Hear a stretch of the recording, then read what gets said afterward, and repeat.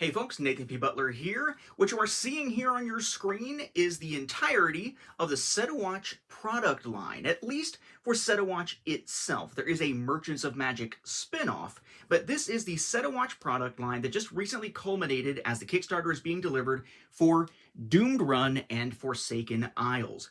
Now, this is kind of like Hostage Negotiator with Career, in that they had a lot of different products over the years, and eventually, as the product line is winding down, they create some type of campaign-based culmination product that brings everything together if you own all or most of what came before.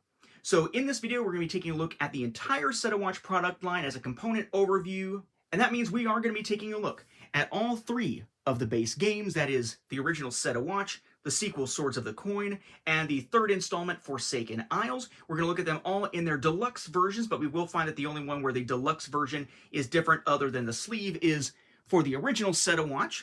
We're going to be taking a look at the Outriders Expansion, a couple of the little extra add-ons you could get, like the coins and the mat, and of course the Doomed Run campaign slash legacy slash roguelite type of game there that sort of brings it all together. And no, I'm not forgetting the couple of promo and upgrade packs that they have introduced over the years. Turns out that all of those are actually already packaged inside one of the other products. It's just a matter of whether you got it through one of those products or got it through a promo. We'll be taking a look at those as we take a look at the products that they are packaged with for most players. So let's gather around the campfire. Well, not to tell a story, but to keep an eye out for the oncoming hordes of monsters as we set a watch and try to stop the summoning of the Unhallowed. Now, because there is so much to cover here, and some of this has been made available through multiple Kickstarters, they've already run 3 for this game, plus there's stuff available at retail and so on. I'm not going to go into all the different pledge levels and the different funding stuff when it comes to Kickstarter, but we will be taking a look at what was included as stretch goals in each and what the dollar amounts were for those. This here is Setawatch Deluxe Edition. This is from the original game.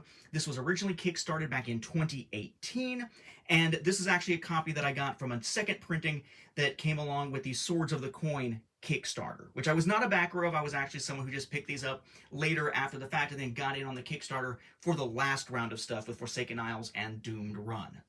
So your Deluxe Edition is going to have that cool silver art there on a nice exclusive Deluxe Edition slipcover that just has the title and creator name on one side, nothing on the other, nothing on the back except for the product number, presumably, and Rock Manor Games with their website here. It's just a slipcover, just a sleeve, and then inside, that's where you'll get the game itself.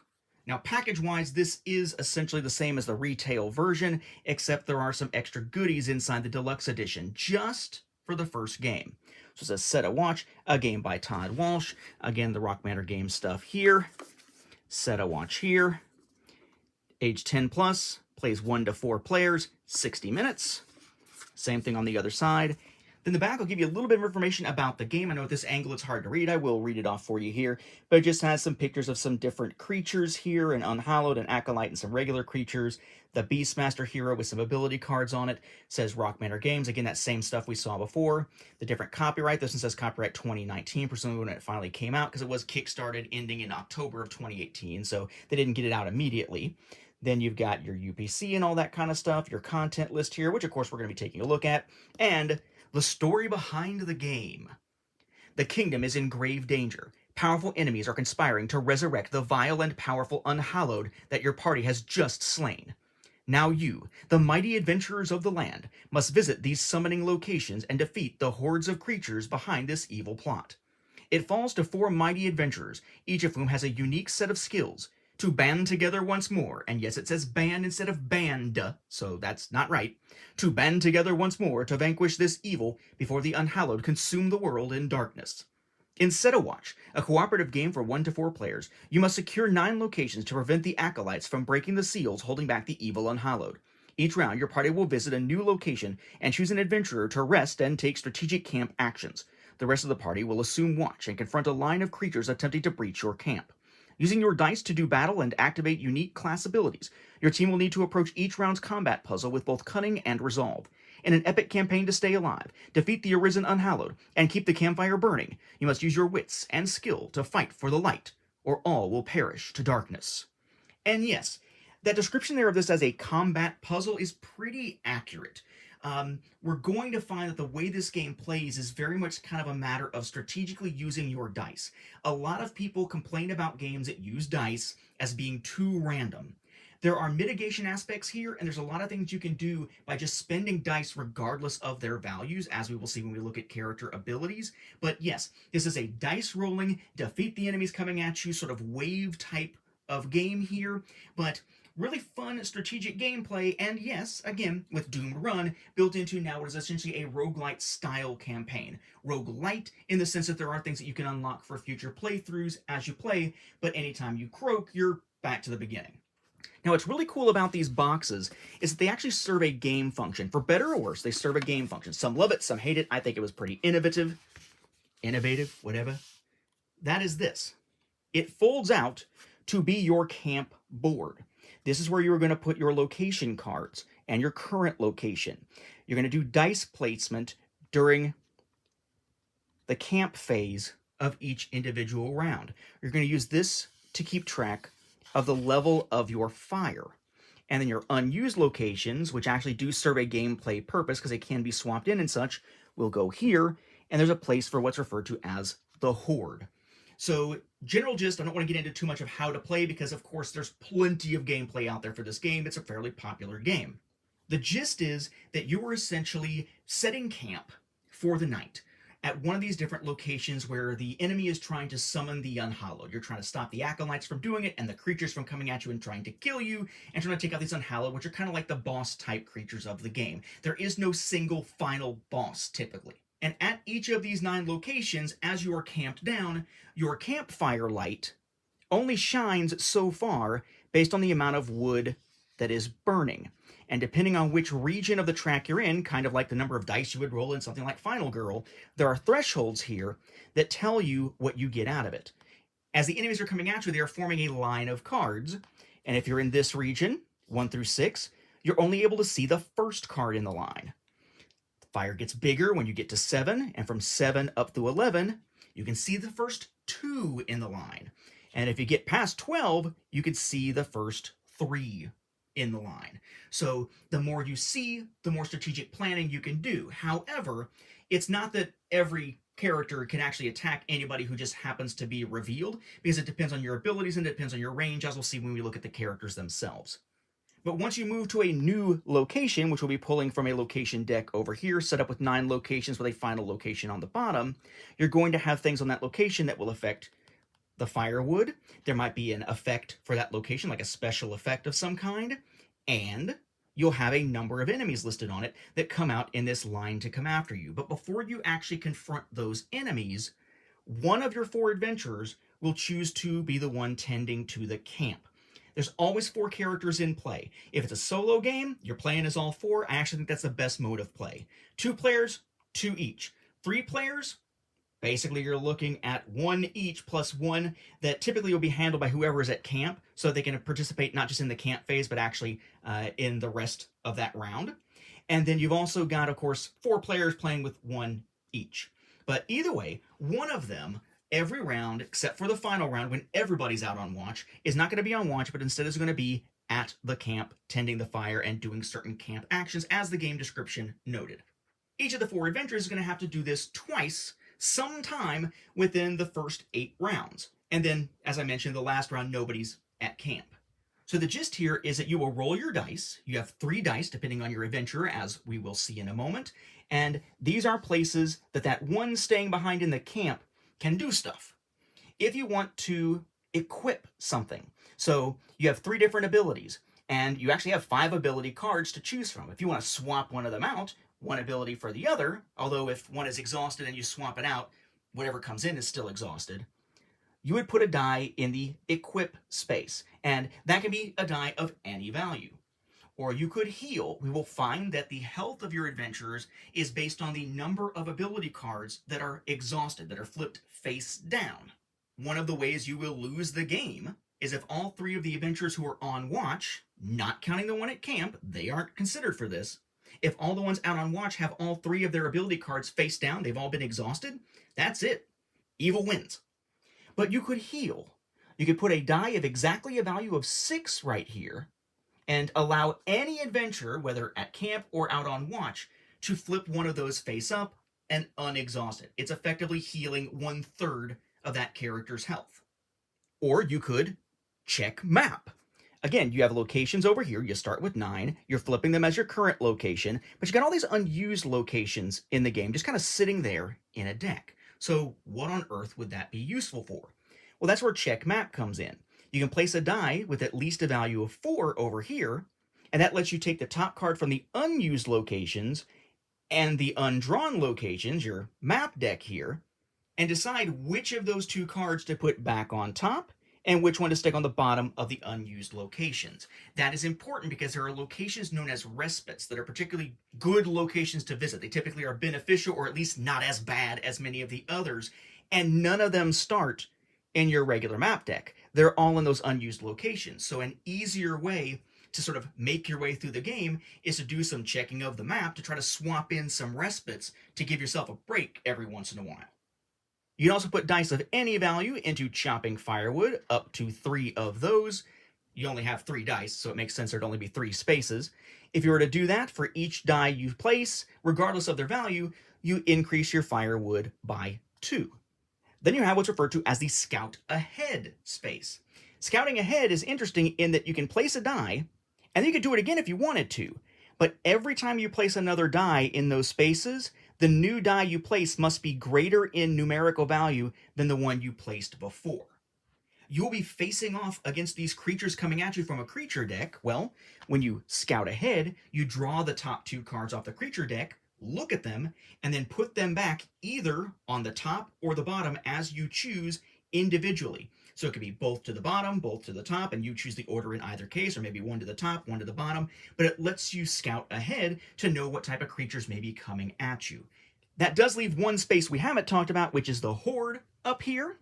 Notice it looks like a card back. That's supposed to be the case because it looks like one of the creature card backs, or unhallowed cards backs. The idea is that at the beginning of the game, one unhallowed, one of the more powerful enemies, goes immediately into the Horde. And then as the game progresses, any enemies that you don't defeat in a given round deal damage to you by exhausting ability cards, and then go into the Horde stack. And if you don't do something about that Horde stack using different abilities and whatnot, at the end of the game, when you play through the 9th level, the 9th round at the final location, not only do you have to defeat the enemies that are there at that location, every single card in the Horde comes out and gets added to that line. The bigger the Horde, the more insane the final round becomes. So you've got to manage it. Now, while we're on the subject of camp actions, mainly just because we wanted to look at the box first, I'm going to put one of those location cards out here. We'll look at the location cards in a moment. But you notice that when I put it out here, there's some squares on it that are labeled. The squares say Bolster, Vanquish, and Seal. These are also camp actions, but they are special camp actions. They can only be activated together. And the only way you can do that is if whoever is sitting at the camp, when they roll their dice to figure out what they're going to perhaps be able to place, they need to roll doubles or triples of a given number. So let's say they roll doubles, like 2-2-1 or something. In that case, they can place those doubles, but only the doubles, on 2 of these 3 spaces to get those abilities. If they rolled triples, like say 2-2-2, they can use all 3 of them, but they're only able to be activated in those pairs or triples of duplicated numbers. But they're pretty powerful.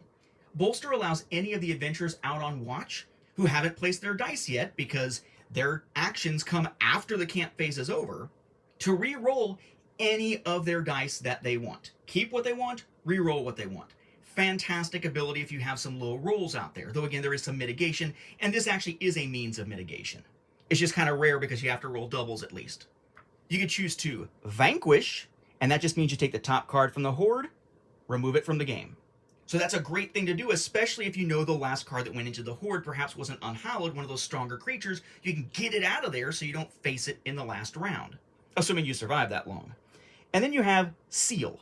And of course, as the name suggests, this allows you to get a kiss from a rose. Oh no, wait, sorry, separate kind of seal.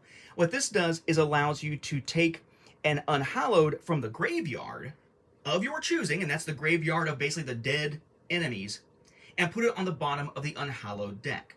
What you're going to find is that during the game, you start out with just sort of regular creatures, but then unhallowed can be summoned into battle that makes the battle tougher.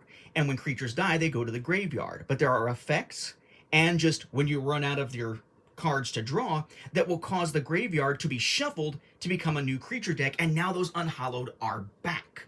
This lets you take them and put them on the bottom of the unhallowed deck, so the chances of them coming up again are pretty much nil, because the unhallowed deck is almost never going to be completely emptied.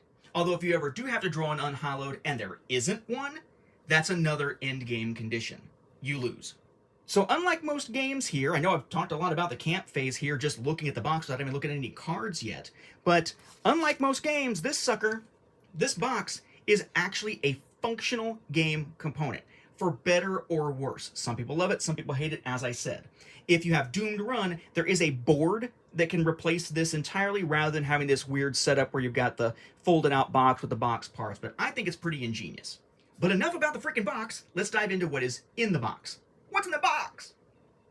Well, first of all, the base game includes 6 adventures, 8 if you have the Deluxe edition. Don't fret, I'll tell you where you can get those, otherwise it's not really a big deal with those other 2. They're very easy to acquire. So, we have a character board here. I keep saying character, adventure. An adventure board here, which has the name of the character, spots for the 3 ability cards they're going to have at any given time, artwork of the character themselves, a symbol in the corner that's going to indicate whether they are melee or ranged. Melee is going to be these 2 blades here, so the warrior can only attack the very first creature in the line, no matter how many are visible. A ranged character will be able to reach the first 2.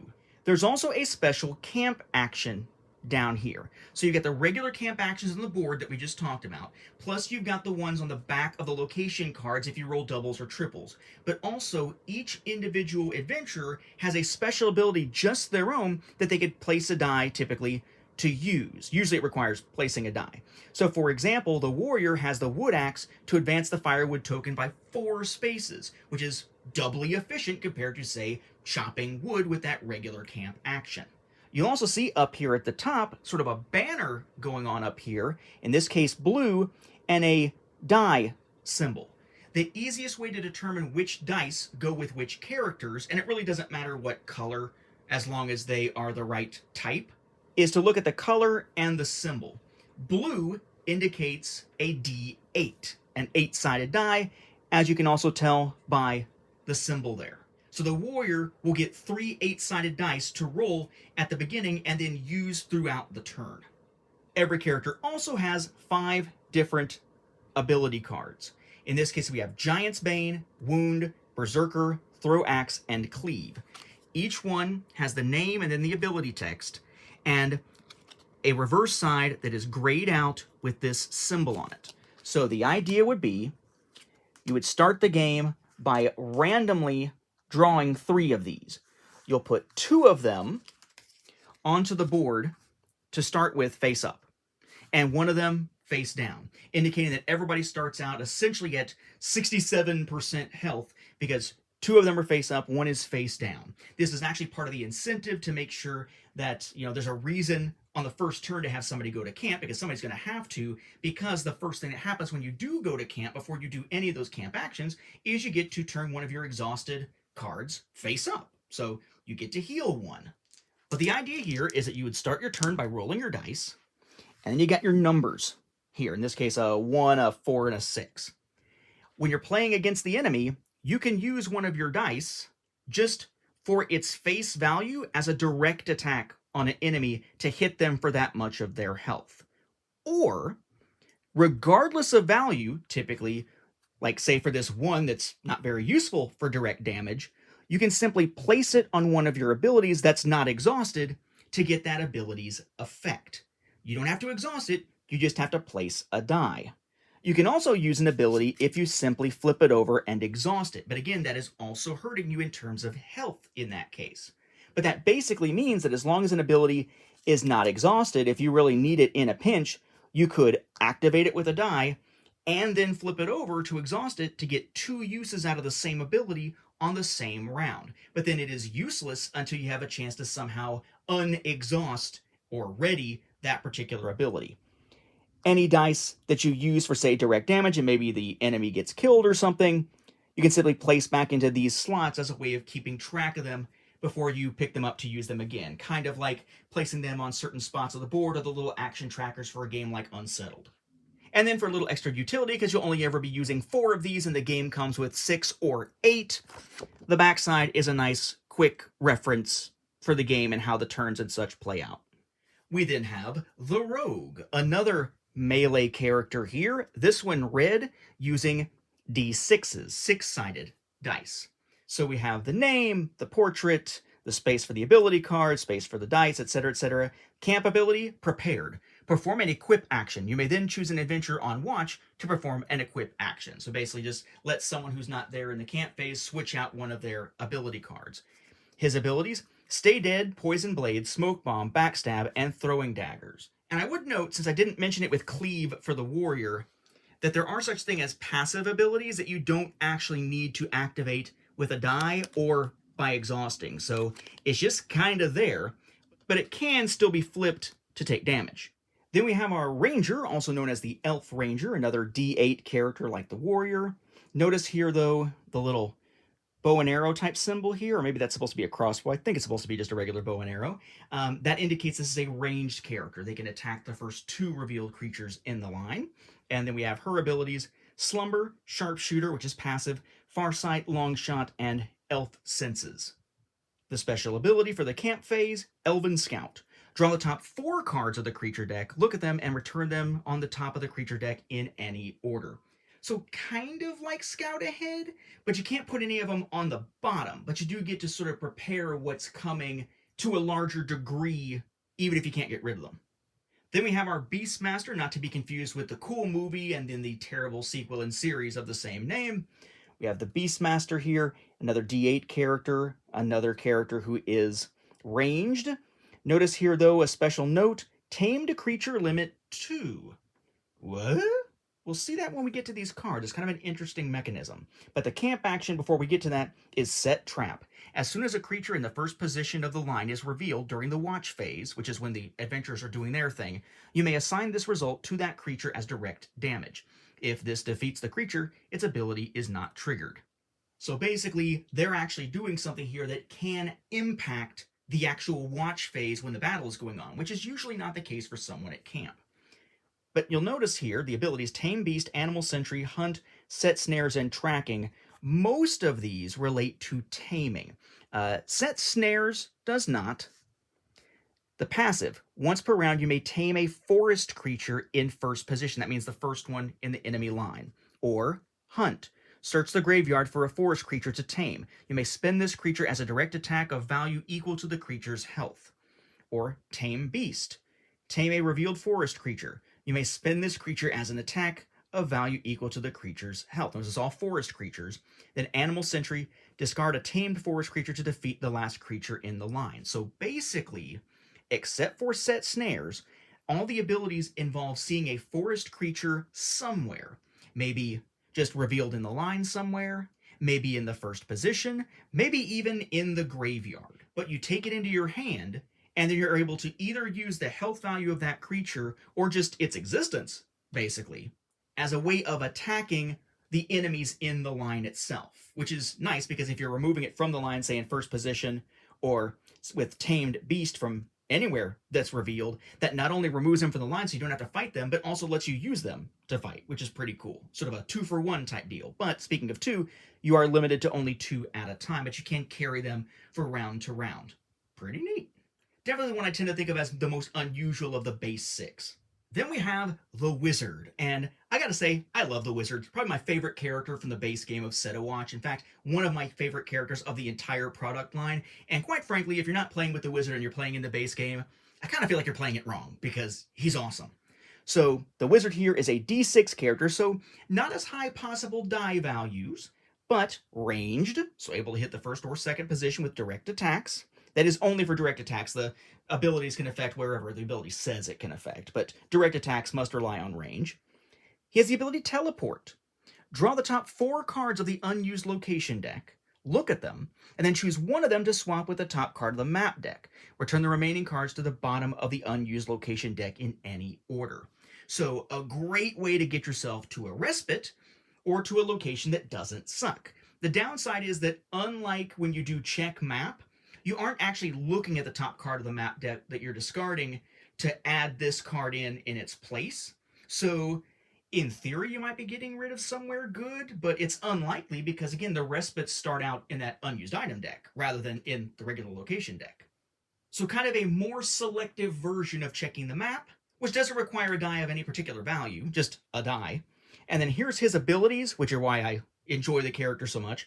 We have Shock Bolt, Curse, Chaos Blast, Polymorph, and Illuminate. Illuminate lets you spend 1 level of your campfire to reveal the next creature in line up to 3 times per round. That's okay. I don't necessarily always like to have that in the game. It's okay. I tend to equip and replace it. Polymorph. Choose a revealed creature in the line and a creature in the graveyard. Swap the 2 creatures. Oh yeah. Giant beast coming at you, swap it for that bear that you just fought. Chaos Blast. Choose 2 adjacent revealed creatures in the line, defeat them, and then add a new creature to the end of the line. Kill 2, bring 1 back. If they're super powerful creatures, go for it. Awesome. Chances are you'll get something weaker to fight. Curse. I love this one. Choose a creature that already has been direct attacked. That creature is defeated. Have one of your other characters drop a die with a 1 on it, doing nothing. Then use Curse. Boom, it's dead. Nice. And then Shock Bolt. Love this one too. Choose a revealed creature with a base health of 8 or less and defeat that creature. Boom. Again, you can use any die you've rolled to put on these to activate them when they're up on your player board, or you can simply flip it to the exhausted side to be able to do that same ability, but then you'll have to unexhaust it to ever use it again. Really nice. I love the wizard character. Then you have the cleric, who, as you would expect, has some healing abilities and the ability to ward off the undead pretty well. So he is also red, D6s, ranged again. His ability, heal. Choose an adventurer, refresh one of their ability cards. It does require a 4+ die. Still though, that's better than the 6 that's required on the camp board, and you can now do it twice because you do it once with a 6 on the camp board and then use the heal ability for a die of 4+. Then his abilities here, we have Blinding Light, Rebuke. Cool thing about Rebuke is that there's an undead creature in the first position, no matter what it is, as long as it's undead, you can simply defeat it by activating this ability. Protective Ward. Not a big fan of this one. You get to take a creature from the first position of the line and put it into the horde without exhausting any cards or anything, like it would attack if it moved to the horde at the end of the turn. You do it once per watch phase, but it doesn't mean the horde's getting bigger. So it's more like if you're in a really tight spot on an earlier round. Then Cleanse Undead. Simply defeat, in the order of your choosing, all revealed undead creatures in the line. Granted, there's not usually a ton of them revealed at the same time, and of the ones revealed, there's not usually a ton of undead at the same time, but could be pretty powerful. And then we have Banish. Choose a revealed Unhallowed, which is those powerful enemies or undead creature. Place that creature at the bottom of the creature deck. So they may still come out during the game, possibly, but not quite yet. What do we say to the god of death, or in this case, the gods of the undead? Not today, or at least, not now. Go away. Now those were the base 6. You'll see those 6 in the retail version of Set a Watch. If you got the deluxe version though, there are 2 more characters who are included. One of whom was always going to be included, the other of whom was unlocked through some social stretch goals during the original Set a Watch campaign. Before we get into those at all, I know that's going to cause some anxiety. So originally, they made an upgrade pack available, so if you bought the retail version, you could get the special deluxe content as a separate little pack to add in. But you don't really even need that anymore, because knowing that there are going to be people picking up Doomed Run, which requires all the previously existing content, who might have the retail version of the original game instead of the deluxe version of it, they simply included pretty much, not all, but pretty much all of the deluxe content from the original Set a Watch inside Doomed Run. One of those components that did carry over was the set of characters that were exclusive to the deluxe version. So if you don't have the deluxe version of the original game or can't find it, don't worry. When you pick up Doomed Run, the Knight and the Bard that we will see next, they are included in Doomed Run. If you have the deluxe version of the base game, you're just going to have an extra version of both of those characters, just because they really wanted to make sure that no one was missing out or having to hunt down the upgrade packs or repurchase the game to be able to get those deluxe characters. So, our first one here is the Knight, a D8 character, melee, so only the first position enemy can be attacked with direct damage. Camp ability, Assist. Give this die, without changing its value, to an adventurer on watch. The adventurer cannot spend this die to activate abilities. So basically, you have a good roll, you don't really need it for camp stuff, stick it here, then during the watch phase, when the adventurers are out doing their thing, one of them could use that die to attack with direct damage. Again, because you can't spend it for accessing abilities.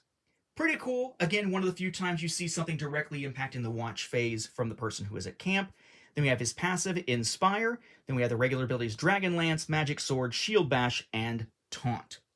They're all actually pretty good. Inspire lets you, once per watch phase, have an adventurer turn their lowest die to its highest value, which is pretty cool, especially if you're playing with characters with D8s, and we'll see later that are even larger die counts that we will wind up seeing. Then we have Dragon Lance, which lets you deal 6 damage to a creature in the second position, when you really usually could only hit the first position. Or take out a dragon. Just automatically take out a dragon. It's an enemy type. Magic Sword, defeat the creature in the first position, regardless of damage, just boom, they're gone. Shield Bash, the creature in the second position of the line suffers damage equal to the current health of the creature in the first position, like you're slamming into the first enemy, so that it then bodily slams into the second and deals the damage of that first enemy's health to the second. And then Taunt, it's actually pretty useful. Choose one creature in the line and move it to the first position. Treat any first position ability on that creature as if it were blank. So a lot of the creatures we're going to see, the enemies, will have a special ability when they move up to the first position in the line because you've killed the enemy in front of it. And when it hits that first position, it automatically triggers the ability, sometimes pretty nasty ones. So this would be great if maybe a creature is revealed in the second position or third position because of how big your fire is. You could then drag them to the front without allowing their first position ability to trigger when they get to that first position, then take them out without facing that danger. Pretty cool. And then here we have our one stretch goal based character for the deluxe edition of Set a Watch. This is the Bard, unlocked by when they got 200 fans on their Board Game Geek page, 2,500 backers on Kickstarter, and 1,100 likes on their Rock Manor Games Facebook page. Though I would note, I guess, that technically we have been sort of seeing a stretch goal all the way along, because these adventurer boards actually got updated with linen finish and some greater thickness and stock at the $160,000 stretch goal. Though honestly, they don't really feel very linen finish to me. One of the things we will see with this game is that linen finish is what they said the first 2 sets were going to be, and you can sort of see the pattern on the cards. I don't know if you'll be able to see it on camera, but you can sort of see the pattern of linen finish on the cards, but they sure as hell don't feel like linen finished cards. And then the later sets didn't have linen finish at all. Anyway, the Bard, the last of the deluxe edition characters, the first 8. We have Song of Pain, Harmonize, Song of Discord, Siren Song, and Line Dance. Interesting stuff here in that, for instance, Siren Song has that tame keyword, but instead of using it on a forest creature, it's used on a human or a goblin. And he also, unlike most characters, has 2 passive abilities. He is a D6 character, he is melee, and his camp ability is multi-talented. Choose one of your ability cards and swap it with one ability card of an adventurer not in play. The new ability card maintains the exhausted/unexhausted status of the swapped out card. So, again, you're only ever playing with 4 adventurers at a time, so even just in the base game deluxe version, which would include the Bard, that would give you 4 other characters who aren't in play that you could choose abilities from to use for the Bard. Pretty cool. Now, before we get into the regular-sized cards, like the locations and the creatures and unhallowed and all that, let's go ahead and take a look at the other components the game comes with. You have 4 of these camp tokens, has a 1 and a 2 version. That is how you note whether an adventurer has gone to camp the first time when you put this on their board, or flip it over when they've gone the second time. Again, there are 9 locations to visit. On the last one, everybody's out on watch, no one is at camp, but of those first 8, every one of the 4 adventurers must go to camp twice, though you don't necessarily have to wait till everybody has gone once before any character could go their second time.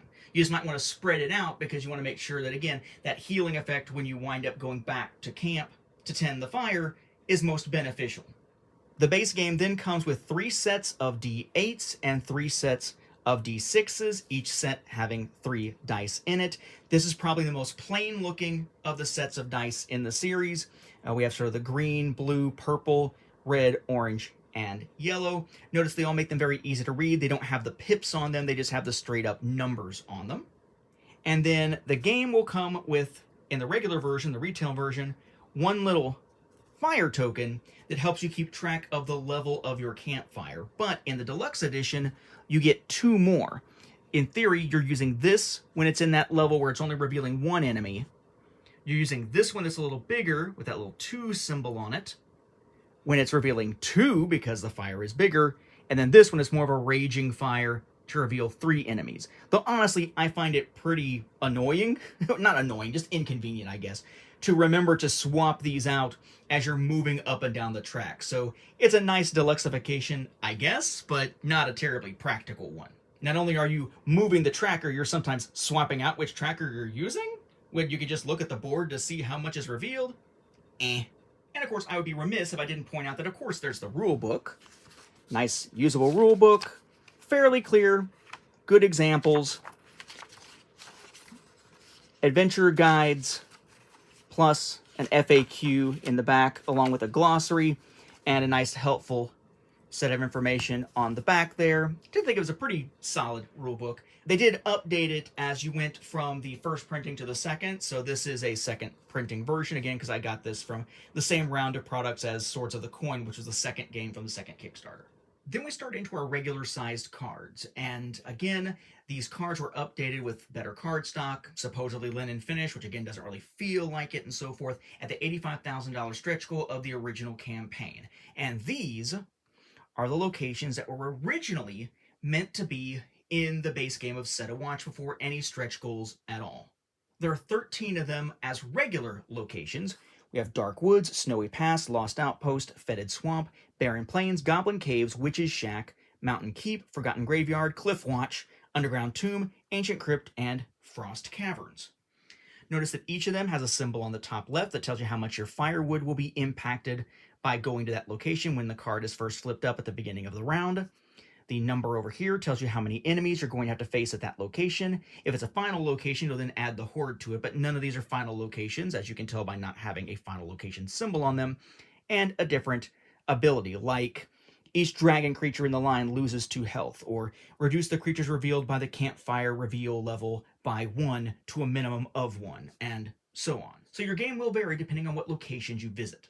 Then we have 9 regular locations that were unlocked by stretch goals, but only 2 of them are in the base version of the game. Those 2 are in the top row here, the White Monolith and the Sea Fortress, which were unlocked at the $60,000 and $65,000 stretch goals respectively. These other 7 are only found in the deluxe version of the game, but they, like the Knight and the Bard, are included in Doomed Run if you don't happen to have the deluxe version of the original game. These include Summoning Circle, which was unlocked at 750 backers rather than a dollar amount, Abandoned Village at 2,250 backers, Desert Ruins at 600 YouTube subscribers, Haunted Manor at 3,250 backers, The Long Road at $130,000, and I do have those last 2 backwards here. It's the Ruined Gate at 4,600 backers and the Grand Arena at 5,000 backers. My apologies for laying them out backwards. Then we have a total of 6 cards in the original game that are known as respites. Again, things where, it's not quite as bad. Like the firewood impact is 0, or +1, or -1, or just a -3 or -4, which are pretty bad, but not horrid compared to some of the other ones. And then often either helpful abilities, like the adventurer in camp may reroll any of their dice before resolving their first camp action, or when this location enters play, choose one unhallowed to seal, then shuffle the unhallowed deck. And often not a ridiculous number, but still a decent number of enemies. 6, 7, in this case 5 over there for Remote Tavern. And they all have this little respite symbol, which is the camp symbol again. So we have 2 that were always in the base game, Elven Grove and Remote Tavern, and then 2 that were unlocked for the base game by stretch goals, Hidden Temple and Sacred City, at $50,000 and $55,000 respectively. And then we have 2 that are from the deluxe only content, Wizard's Cottage and Tranquil Village, unlocked at 30 retweets of a specific tweet from the company and at 3,600 backers, respectively. Then we have 3 final locations in the game if you have the deluxe version, only 1 if you have the base game. In the base game, you have the Forbidden Tower. In the deluxe version, you get the Catacombs and the Cursed Cathedral. Both were related to social media type goals here, with Catacombs when they hit 200 votes on a particular thing, and then 100 upvotes on another particular thing for Cursed Cathedral. Sorry, I don't use those particular platforms, so I couldn't tell you which platforms those were on. But notice here, these are where you're going to go with all 4 of your adventurers, no one at camp. The effect on the campfire is actually fairly minimal, probably because you can't mitigate it with anyone at camp. So -2, -4, -2. But notice these enormous numbers of enemies you're facing, 10, 12, or 9, and any that are left in the horde. And there's an ability. At the start of the watch phase, after revealing creatures, immediately defeat 1 revealed creature. That's actually good. Catacombs. After the first creature is defeated during the watch phase, each adventurer may reroll 1 unspent die. That's good also. And then exhausting an ability card to increase flame increases flame by an additional +1. Basically, the fire can never reach level 0 because then it would be out and, doom and all that kind of stuff. So instead, if it ever is supposed to reach 0, what's going to happen is you're going to exhaust one of the ability cards from any of the adventurers who are on watch, which for the final location is everyone.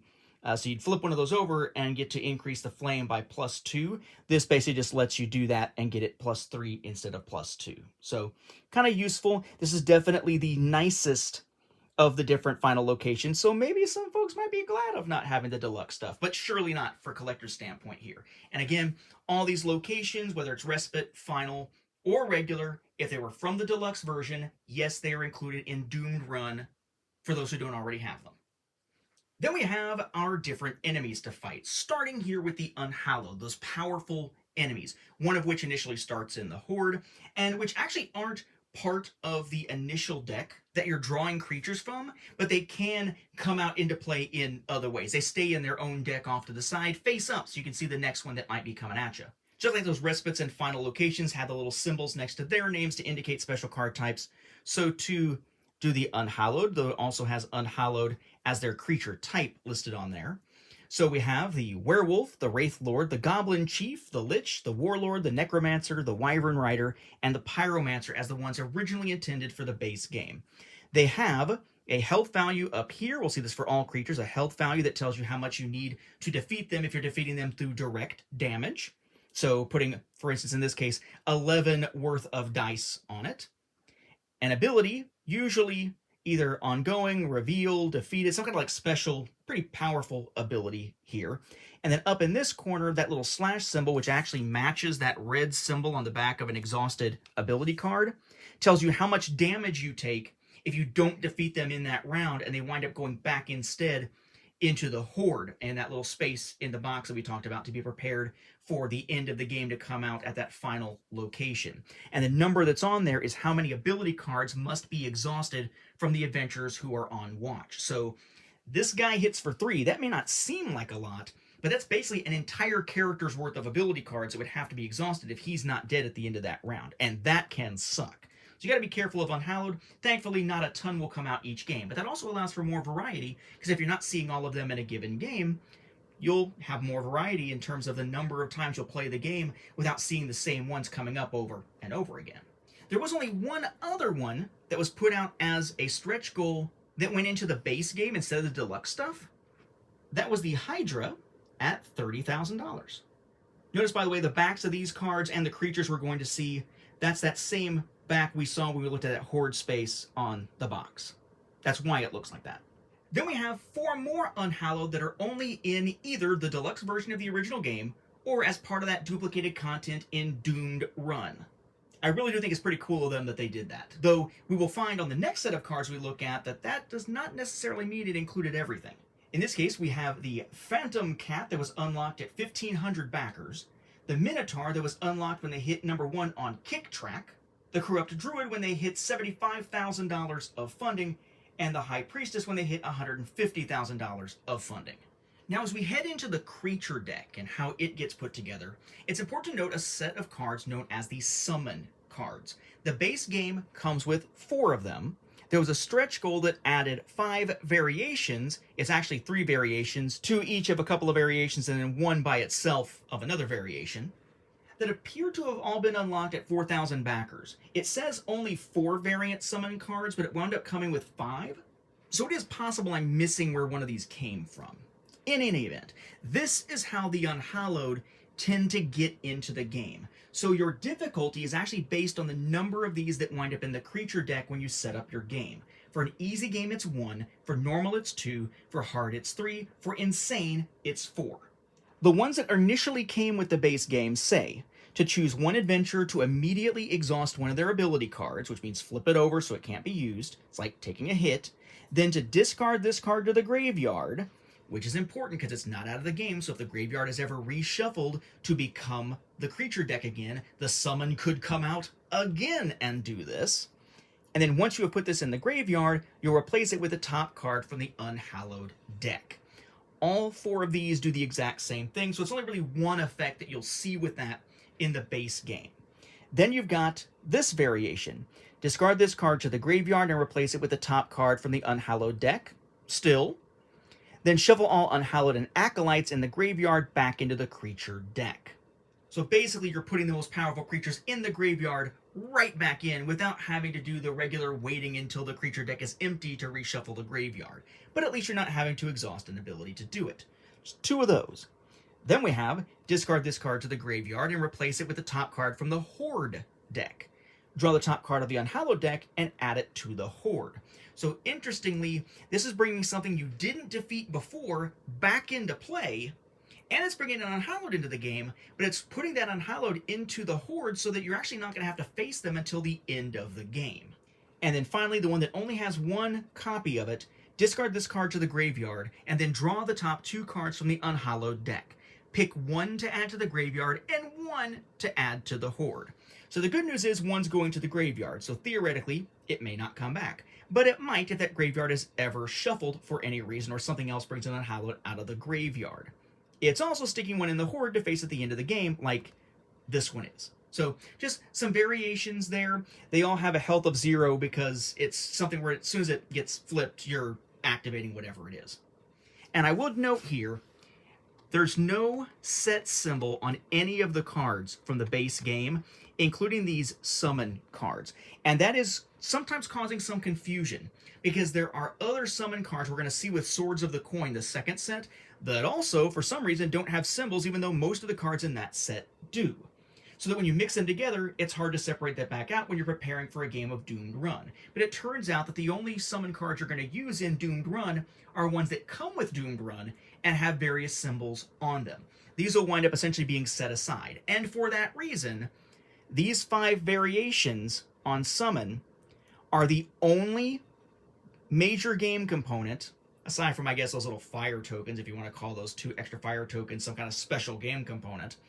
The only functional thing that we see from the deluxe version of Set a Watch, or from the upgrade from retail to deluxe for Set a Watch, that is not duplicated as a, hey, if you don't have this, here's how you can have it, item from Doomed Run. On the one hand, that's pretty efficient because you don't really need it for Doomed Run, so why repeat it? But on the other hand, if you're going to provide all the deluxe stuff that people might have missed except the tokens, why not include the extra summonses? But I guess if the whole point was they're only providing what you need for Doomed Run, it does make sense. The base game then comes with a total of 18 different regular creature variations here, 4 of which actually did come from stretch goals, all of which have 2 copies in the game. Every single one of these, 2 copies. There's no sense in looking at both copies of each. The ones that were the stretch goals are actually the first 4 I've laid out there on the top. We have the Treant at $20,000, the Fire Serpent at $35,000, the Shade at $110,000, and the Grave Shifter, originally called the Shape Shifter, at $120,000. The rest of them were just meant to be in the game from the get-go. So beyond those 4, we have the Fell Beast, the Metal Golem, goblins, fae, zombie horde, wolf, bandit, forest giant, eagle, skeletons, bear, wyvern, vampire, and ember drake. I would note that when Swords of the Coin was released, they did some revising to the text of some of the cards just to make it easier to understand, even though it didn't really change any gameplay mechanics or anything. So there is some text differences on some of the cards that we've seen, like some of the ability cards, between the first printing and subsequent printings. But the only ones they really felt there was enough confusion with the text to actually provide updated versions of those cards in Swords of the Coin so that those who owned the first printing could swap them in were Zombie Horde and Forest Giant. So you'll also have 2 copies of Zombie Horde and 2 copies of Forest Giant if you have Swords of the Coin that were in there as replacement cards. Notice that all of them, though, have their types at the bottom. So forest creature, you know, the ones, for instance, that could be tamed by the Beastmaster, undead that the cleric can go after, dragon, and so on. Notice first positions, abilities when they reach first position, or reveal when they first flip face up, when the light brings them into play, or ongoing when they're always around, or defeated when they are defeated. So different abilities that trigger at different times, making for some different gameplay, not just in terms of health and the damage that they do. And some of them can be pretty ugly, like the vampire. Oh look, damage of 1 and only health of 1? That's easy. Nope. Reveal. Steal the highest available die result from any of the characters. Set the vampire's health to that result. So if you roll an 8 on a d8, congratulations, he has 8 health. Ouch. Then finally, our last creature type is the Acolytes, the ones that thematically are trying to bring the Unhallowed back. These are also ones that are set up in a special way, kind of like those summons cards. You'll always have 28 creatures that are just, any of the creatures that you have just sort of shuffled together, but 2 Acolytes will then always be in there with them when you shuffle. And other different releases of the game series include other versions of Acolytes. All the components are essentially interchangeable. Number of Acolytes would be another way you can change the difficulty if you have more than the base game, which only comes with the 2. So we have the Acolyte here, 1 damage, 7 or 6 health. Notice that even though these are technically 2 copies of the same creature, they do have different health values. That is the case with some of the other ones too, so you don't know exactly what combination you're going to get of health value or attack value and text. Gives it more variety.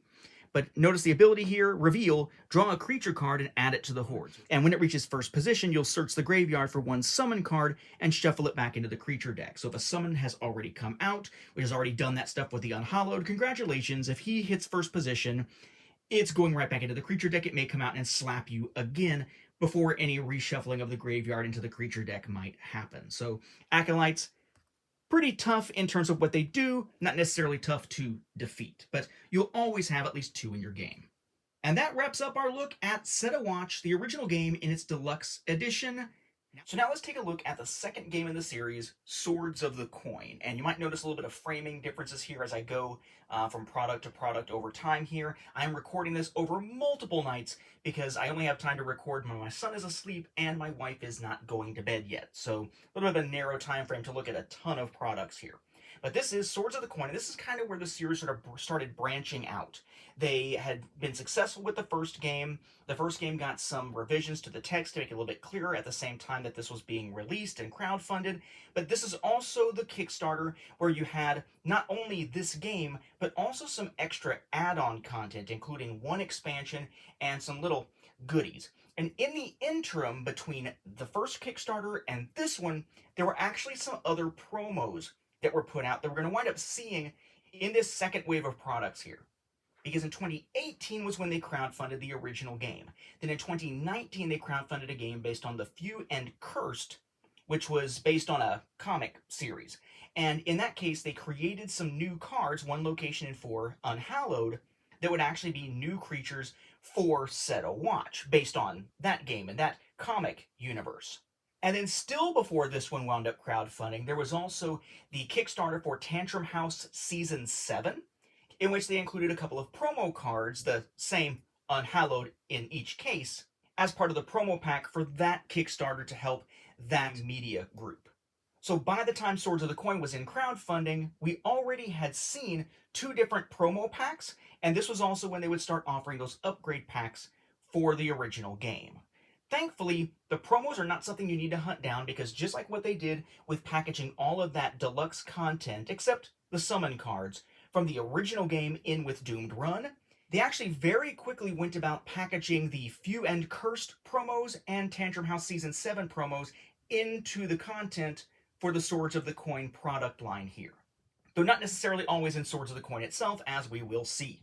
So, Swords of the Coin has another of these nice slip covers for the Deluxe edition, but that is all that makes it Deluxe. Just a slip cover, everything else is identical to retail. That was tied to getting 1,000 Instagram followers, I believe. Once again, the front has art, the one side has the title and the creator name. The other side of the back are effectively blank with the exception of the product number at the top on the back and the Rock Manor Games logo. Then you have the box with the artwork here on the front, creator name, Rock Manor, and then the name of the game, Rock Manor on this side. Stats here for age 10 plus, 1 to 4 players, 60 minutes. Title again, stats again on that side, and the back telling us a bit about the game that again I will read because at this angle maybe you can read it, maybe you can't, but you'll notice some differences here where we have some creatures up here and then an interesting new board and cards for a merchant for the game. That is the big addition for Swords of the Coin, as we will see. Company name, all the legalese stuff, contents that we will be looking at, and the text, which reads, "The kingdom is in grave danger once again, but our mighty adventurers are nowhere to be found. The king has stepped in and offered to pay any mercenary for taking up arms against the darkness. This quest falls on the shoulders of 4 mercenaries, each with a unique set of skills, to band together to vanquish this evil from the kingdom. Set a Watch Swords of the Coin is a 60 to 90 minute cooperative adventure puzzle game for 1 to 4 players. Swords of the Coin is a standalone expansion featuring the same critically acclaimed gameplay along with some new twists centered around collecting coin and buying items from the merchant. The expansion is fully compatible with the original game. Creatures, locations, and characters can all be mixed and matched together with the original Set a Watch." And since they don't say it, the mercenary band you are a part of is the titular Swords of the Coin. Once again, our box opens up to give us our board. We still have the unused locations and hoard in the box itself. And then the board is pretty much like what we saw before, but it adds one new mechanism into it. So we have the place for our map deck. We have the place here for the current location, for chopping firewood, for scouting ahead. Notice reversed in placement here, but otherwise the same. To check the map, to equip, or to heal. We still have our fire counter here that goes from 1 to 7, where 1 through 6 reveals 1, and as soon as you hit 7, it reveals 2. Then from 7 to 11 stays the same, jumps up to being able to reveal 3 at 12, and then continues on from there. Just different artwork here of these new characters and whatnot, but you'll notice the big difference are these coin icons that you see. Essentially, you start the game with a coin on each of those, and when whoever's at camp takes that particular action, they pick up any coins that are there. But any of these that don't have the coins picked up wind up getting another coin added to it. So on subsequent rounds, whoever's at camp can then take that action and get even more coins than they would have gotten before. So it sort of encourages using a variety of different camp actions as you go from round to round, so you can allow the coins to build up in some locations and then grab the coins when you actually use those abilities. Otherwise, the camp phase is essentially the same, but between the camp phase and the watch phase, where the adventurers go out and fight the monsters, there's now a new phase, which is the merchant phase. The merchant phase uses this new merchant board, and we'll find there's actually an identical merchant board in Forsaken Isles, the 3rd core box. It does not change its look, so I'll mention it when we get to it, but there's no need to actually look at it when we get to that one. You notice here we have a merchant character here, some coins and whatnot, little wax seal looking thing, a place for 3 item cards to be placed, and then if you flip it over, it is the same thing, just with different artwork here. The different artwork is actually a stretch goal when they reached 1,500 backers. As you play, you'll be gathering those coins that I mentioned.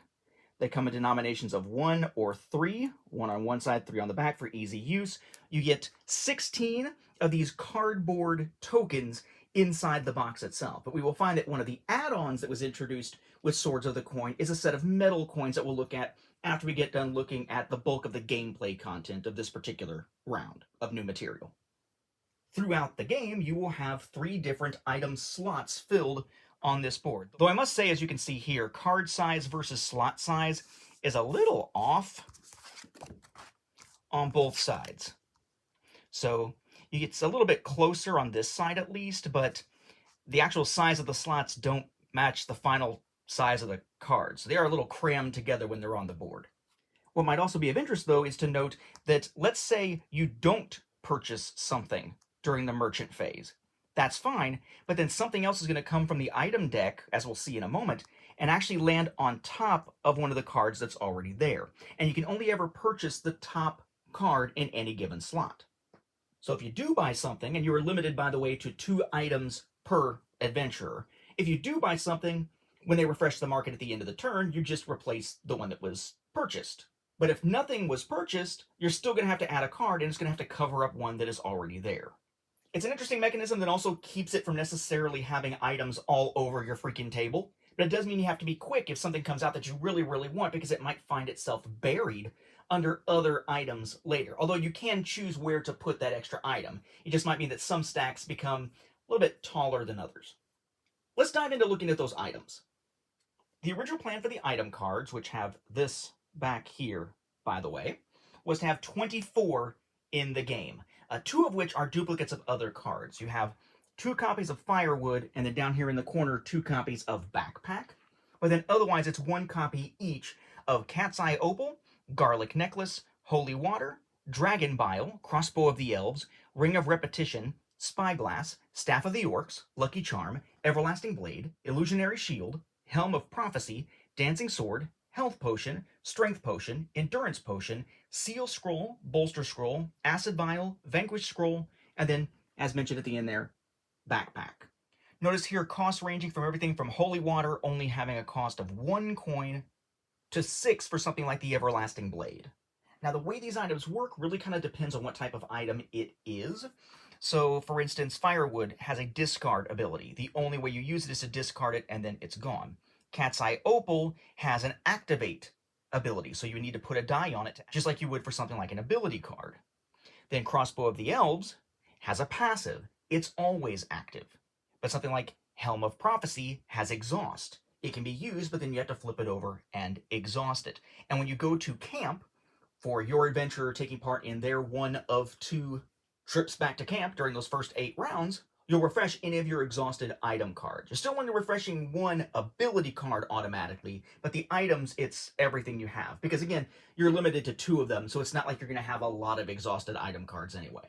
Then we have 4 more item cards that were all added by stretch goals. We have the Shocking Hammer, added at the $115,000 stretch goal. The Divine Bracers, which were added at 3,500 backers. The Dragontooth Spear at $160,000, and the Fiery Pendant at $190,000. So some stretch goals related to items, but not as much as we would see with some of the other types of cards. Now, the initial plan for Swords of the Coin was for it to include 4 new adventurers, but thanks to stretch goals, that actually jumped up to 6. We'll start with the 4 that were originally planned to be included with the game, and then look at the stretch goal ones after the fact. So, first we have the Witch, and you'll notice here the Witch is now a new color. She's a purple character, and notice here she uses a D4, so one of those pyramid-shaped D4 dice. So not nearly as powerful when it comes to direct attack damage, at least not from her individual dice. Then we have her camp ability here, Dark Magic. Choose an adventurer, refresh one of their ability cards, then either add the top card of the creature deck to the horde, or draw an additional creature from the creature deck and add it to the line during this watch phase. So, yeah, you can help somebody heal to refresh one of their ability cards, but you're either going to add to the horde or you're going to add to what they're facing that round. It's a little bit more of a trade-off with that ability. She is also a ranged character, you'll note there. She is the first to come with a special adventurer card. In this case, she starts the game with her familiar card next to her in one of its 2 sides. You can choose which side you start with. So we have the cat familiar version. The passive is that the cat can attack revealed creatures in first position. When the cat attacks, you may peek at the top card of the creature deck. So you can use the cat to basically do a direct attack without spending a die, or you can combine an attack with the familiar. But it's only a once per watch phase kind of thing to keep from being too powerful. But this is either the value of the attack or gets added to whatever direct attack you're doing if you're doing a combined attack with it. The other option is the Crow Familiar. 3 damage rather than 5. The Crow can attack revealed creatures in first or second position. When the Crow attacks, you may peek at the top 2 cards of the creature deck. So the passive is more powerful, but the actual attack value is less powerful. But you have the ability to switch back and forth using one of your abilities here. So we have Premonition, Omen, Hex, Transform, and Blood Ritual. And its Transform lets you flip and refresh your familiar, then defeat a revealed creature whose base health is less than the die value plus your familiar's attack value. So she has some ways to sort of mitigate the fact that her actual direct attack dice aren't great because they're only D4s, and it's a little more complex in that now she's using the Crow. It's kind of like, back when we saw the Beast Master being able to tame creatures. Just a little extra mechanism added for this specific character. But if the Witch is the physically weak character, the Barbarian is the exact opposite, a physically strong character. She's the first green character, not because of her physicality, although she is green, but because of the dice that she'll use, D12s. Notice, a melee character, so only attacking the first position, at least with direct damage, but boy, that direct damage can be pretty powerful. The camp action here, Primal Might. Choose one of your exhausted ability cards and resolve an equip action with it. Then refresh the just equipped ability. So basically, it's kind of like healing again, except you're also being required to switch out an ability card. But that can be certainly useful. We have Bloodied, Stone's Throw, Rampage, Leap, and Voracious. But here's the thing about the Barbarian. None of these abilities can be used by simply placing a die on it to activate it. They must be exhausted. So her dice are used for direct attacks exclusively, essentially, at least when in battle, because any of these abilities she's wanting to use, she actually has to flip it, except for, of course, Stone's Throw, which is a passive. So very powerful on direct attacks, but not as armored, so to speak, in that when she's using her abilities, she's tending to sort of harm herself faster than the other characters, you could say. Then we have the Bounty Hunter, who uses D8, so he is blue. We have here the fact that he is a ranged character. Camp action, collect bounty. Discard up to 3 of your trophies to the graveyard, then collect coins equal to the total damage of the just discarded trophies. So what the heck is a trophy? Because we're going to find that his abilities are all tied to those as well. And it says trophy limit 3 on here, so there must be some special mechanism for him.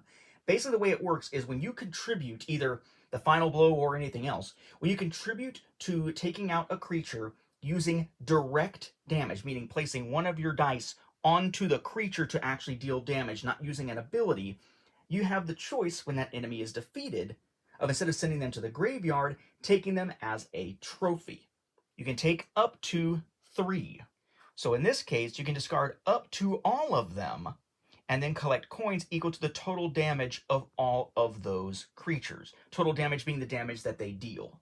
But then all of his abilities are in some way also related to the trophies. So without trophies, can't really do a whole heck of a lot with abilities. Track them down. Reveal up to 2 creatures. If either creature type matches one of your trophies, then set your unspent dice, plural, to their maximum value. That's awesome. Trophy swap. Choose one of your trophies, then swap it with a creature in the line, negating its reveal power, then gain 1 coin. So nothing about the type of trophy, but you gotta have a trophy to do it. Expertise is passive. When resolving a direct attack, double the value of your dice against any creature type in your trophy collection, and then discard that trophy. Release the Beast. Choose one of your trophies, and place it face up at the end of the line. Defeat up to 3 revealed creatures, each with health equal to or lower than the base health of the trophy you just placed. And then exploit. Defeat a revealed creature in the line whose type matches one of your trophy's type. So every ability depended on trophies, but getting a trophy is as easy as contributing a direct attack against a creature that eventually gets defeated either by you or by someone else. But you'll notice here it makes sense to try to vary the types of creature you take as trophies typically. Then the last one that wasn't a stretch goal is the Heretic. He is a red character, so he is using D6s. He's a melee character, so only attacking the first position. His camp ability is Seal. We're going to find he does a lot of stuff with Unhallowed and with the Graveyard for the most part. So seal. Search either the graveyard or the creature deck for an unhallowed card of your choosing, and place it at the bottom of the unhallowed deck. Then, if you search the creature deck, shuffle that deck.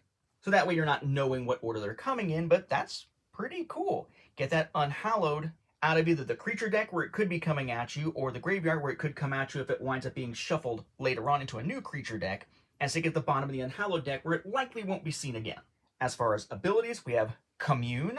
That is not commune, that is commune. This is the verb version of it. This one's pretty good with dealing with making sure that summons and acolytes aren't as big of a pain in the butt, right? So if a summons comes out when you reveal a card, you negate it and put it in the graveyard without actually doing anything with it.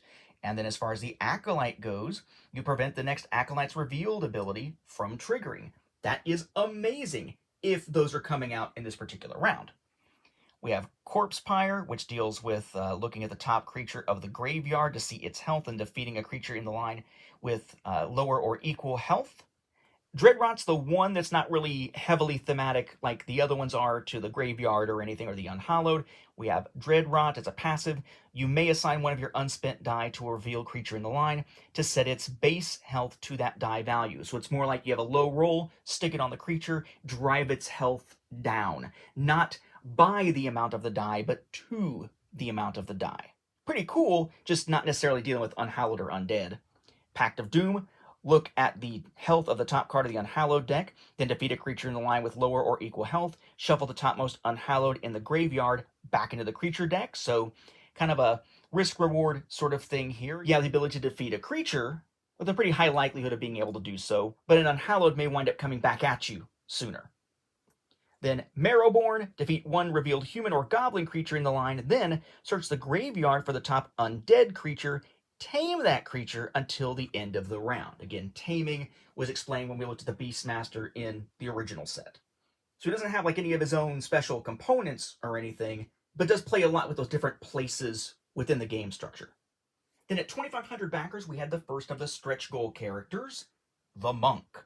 Now, he's red, so he at least starts with D6s, but we'll find that his camp ability changes that up a little bit. He is a melee character, so only attacking the first in the line. We'll come back to that camp ability here in a second. What you're going to find with his abilities is they kind of fit the idea of a monk, at least thematically to my mind here. So you have Blind Fighter, which allows you to peek at two creatures in the line, then recover one of your spent dice and put it to its maximum value, so kind of using that knowledge to prepare. Then another die manipulation with Perfect Defense, cancel a just triggered creature's power, then set an unspent die's value to the base health of that creature. Internal Strike, kind of that strategic attack. It's a passive. Each of your direct attacks deals an amount of extra damage equal to the attacked creature's damage. And then Chi Attack and Flying Kick are sort of mirror images of each other. In both cases, you choose a revealed creature in the line and deal damage to that creature equal to the total of a certain set of dice. In the case of Chi Attack, it's a total of your unspent dice. For Flying Kick, it's a total of your spent dice. But let's go back to this camp action, because this is really kind of what makes him special and gives him these little symbols up above his dice slots. He has Meditate. Upgrade a single die twice, or two of your dice once, going from a D6 to a D8 to a D10. So he starts with 3 D6s. But if he uses Meditate both times that he camps, theoretically, that gives him 4 upgrades that he can do, taking him from 3 D6s to a D8 and 2 D10s. That's a lot of extra power for those direct attacks and these die manipulation abilities. Then the last of the adventurers here, unlocked at the 4,000 backer mark, is the Artificer. And she does have her own special little component here. It's a little thick cardboard, sort of item card looking thing here with a dial built into it, which actually starts the game at 8. And her abilities are essentially based around that and the items. So of course, this is a character that only makes sense once you start playing a game that actually uses the items, like Swords of the Coin, Forsaken Isles, Doomed Run. You wouldn't necessarily want to use this character if you're playing the base game, though you could swap her in. It's just some of the stuff that she can do would be negated by not having items available. So she is a D6 ranged character. Her camp ability, Craft item. Draw a number of cards from the item deck equal to the value of the die spent to activate this ability. Keep one item and return the rest to the top of the item deck in the order of your choosing. So not only do you get a free item, you also get to sort of stack the deck so you can control what the merchant is going to have for sale in those upcoming rounds. The staff itself has an ability which is passive. Once per round, you may defeat a revealed creature in the line with health equal to or lower than your current charges, then lose half your charges rounded up. But there's other things that manipulate how many charges she has or how many she can use in different ways. So we have phase shift. Swap a revealed creature in the line with the top card of the creature deck, then gain 4 charges. Soul Drain. Reveal 2 creatures in the line, then gain charges equal to the total damage of the just revealed creatures. Siphon Vortex. Defeat the creature in the first position, then move 1 unrevealed creature to the first position, and gain charges equal to the number of creatures currently in the line. Pretty complex one there. War Staff. Deal X damage to the revealed creature, where X is equal to the die value placed here, plus the number of charges you have. And then Quick Craft, which is a passive. Once per round, you may spend charges equal to the cost of an item in the market to gain it. At the end of the round, shuffle it back into the deck if able. So all of her abilities, in some form, play into the charges in the staff when she's actually out adventuring. It's only when she's in camp that her ability, that craft item ability, doesn't rely on the charges for her Artificer's staff.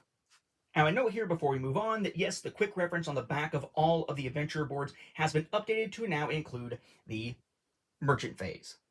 And I should note here before we leave the characters that even though the stretch goal listing here says that the monk was unlocked at 2,500 backers, it was actually a little bit more complex than that. It was 2,500 backers on Kickstarter, but also 2,500 likes on Facebook, plus 250 fans on BGG. So a little bit more involved than what I described previously. Now, before we move on and look at the regular size cards in this game, that is the locations and the creatures and unhalloweds and all that kind of stuff, here are the other components. Of course, we get our Swords of the Coin rulebook. We get our 4 camp tokens that are identical to those in the original game. The 1 regular fire token is just the one. There's no deluxe versions for the 2nd or 3rd tier of it like we saw in the deluxe version back with the original game. And then we have a set of D6s, D4s, D8s, D12s, and then for the monk, and this was added as part of that stretch goal, we have the initial D6s, but then also 2 D8s and 2 D10s just in case he does any upgrading. Presumably, if you spread out those abilities such that you wind up with 3 D8s, you just grab a D8 from somewhere else. As we get into the creatures, let me note here that there are 4 creature cards, 2 of Forest Giant and 2 of Zombie Horde, that you'll notice here do not have a set symbol on the bottom corner. That is because these are meant to be swapped into your copy of the original game if you have the first printing of it, because this just clarified that card text, as I mentioned earlier. Swords of the Coin then comes with 6 summon cards, and I would note here, these summon cards do not have a set symbol on them, but they are from Swords of the Coin. There are some cards that actually have Swords of the Coin symbols on them that come with Doomed Run, but they are not necessarily to replace these. We'll talk about that more when we get to Doomed Run. These, like the ones from the original game, you're just going to be setting aside when you're playing Doomed Run anyway, but so you know which ones these are, there are 4 each of that sort of baseline version. The one where you choose one adventurer to immediately exhaust one of their ability cards, then discard this card to the graveyard, and replace it with the top card from the Unhallowed deck. That's sort of the standard summon. And there are 2 of these that are sort of a new version of summoning that doesn't match what we saw with any of the stuff, even the deluxe stuff, back in the original game.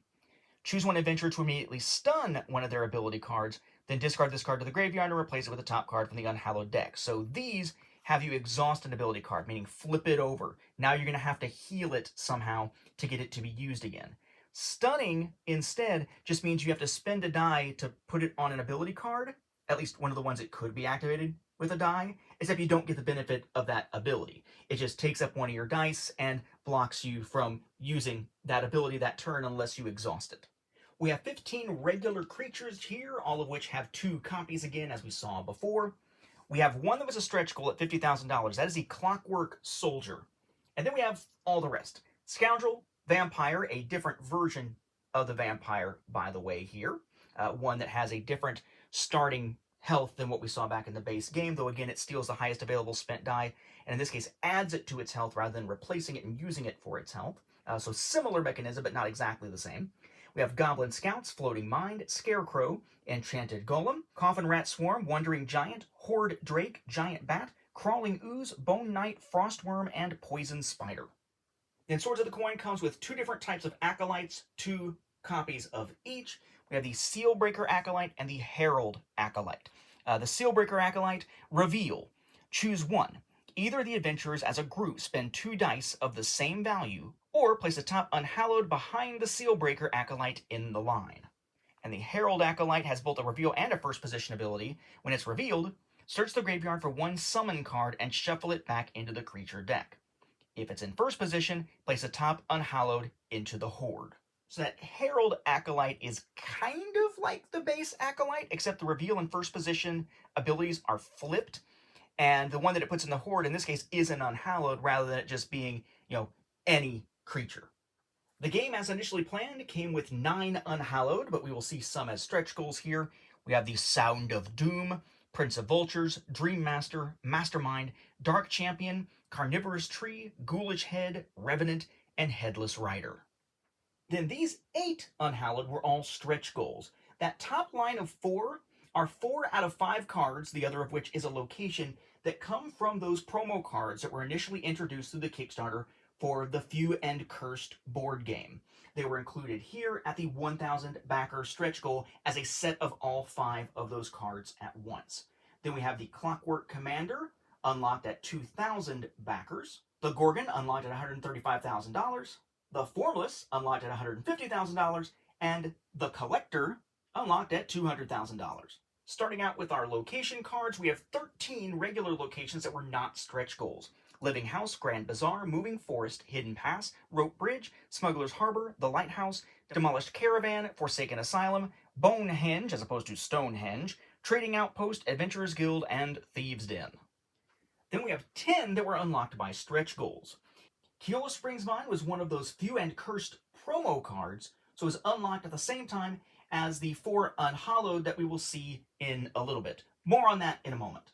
Then we have Tall Grass at $70,000, Fog of Memory at $90,000, Carnival of Fear at 1,000 either YouTube likes or subscribers, whatever that was, Gated City at 3,000 backers, Elven Canal at $140,000, Nomad Camp when they hit number 1 on Kick Track, Sunken Civilization at 200 votes for something.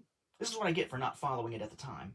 Tribal Lands at $170,000, and Narrow Switchback, which is actually the last stretch goal, at 200 fans on BGG. That is Board Game Geek. Then there were originally to be 6 respites. 1 was added as a stretch goal. The 6 that were originally to be there were Everlasting Flame, Guard Tower, Quiet Night, Outskirts Inn, Dwarven Bank, and Leyline, and then Forgotten Kingdom was added at the $30,000 stretch goal, the very first stretch goal. Then we have 2 finales in the game, one of which was a regular finale, the other of which was sort of a stretch goal, kind of depending on how you want to look at it. Tower Ruins was the one initially meant to be included. Broken Altar was included once they met their funding goal on day 1. And you'll notice with any of these locations, these have these coin symbols here on the corner.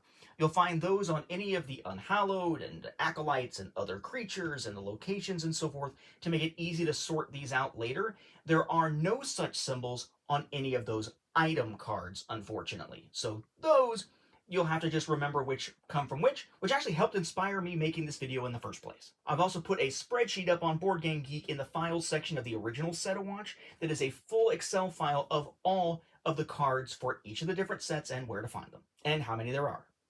Now, I sort of blew through those Unhallowed a little bit ago from the Few and Cursed, but now that we've seen the location to go with them, let's take a look at what that actual promo pack was.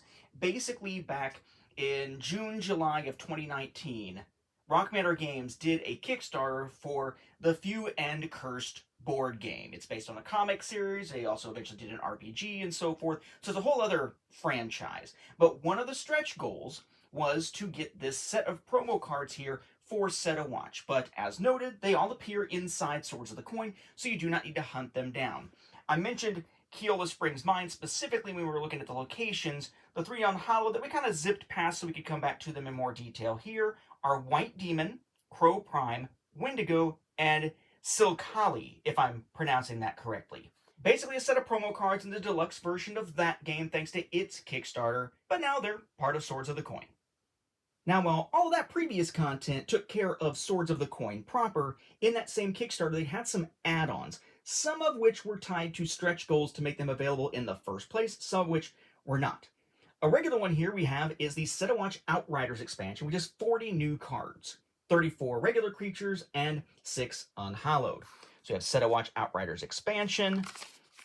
On the side, Set a Watch Outriders. Same thing over here, nothing on top or bottom. The back has your UPC, the company logo, the legalese, and says, the Outriders expansion pack includes 34 new creatures and 6 new unhallowed, illustrated by Alexander Elichev, if I'm saying that correctly, one of the artists of Gloomhaven and Frosthaven.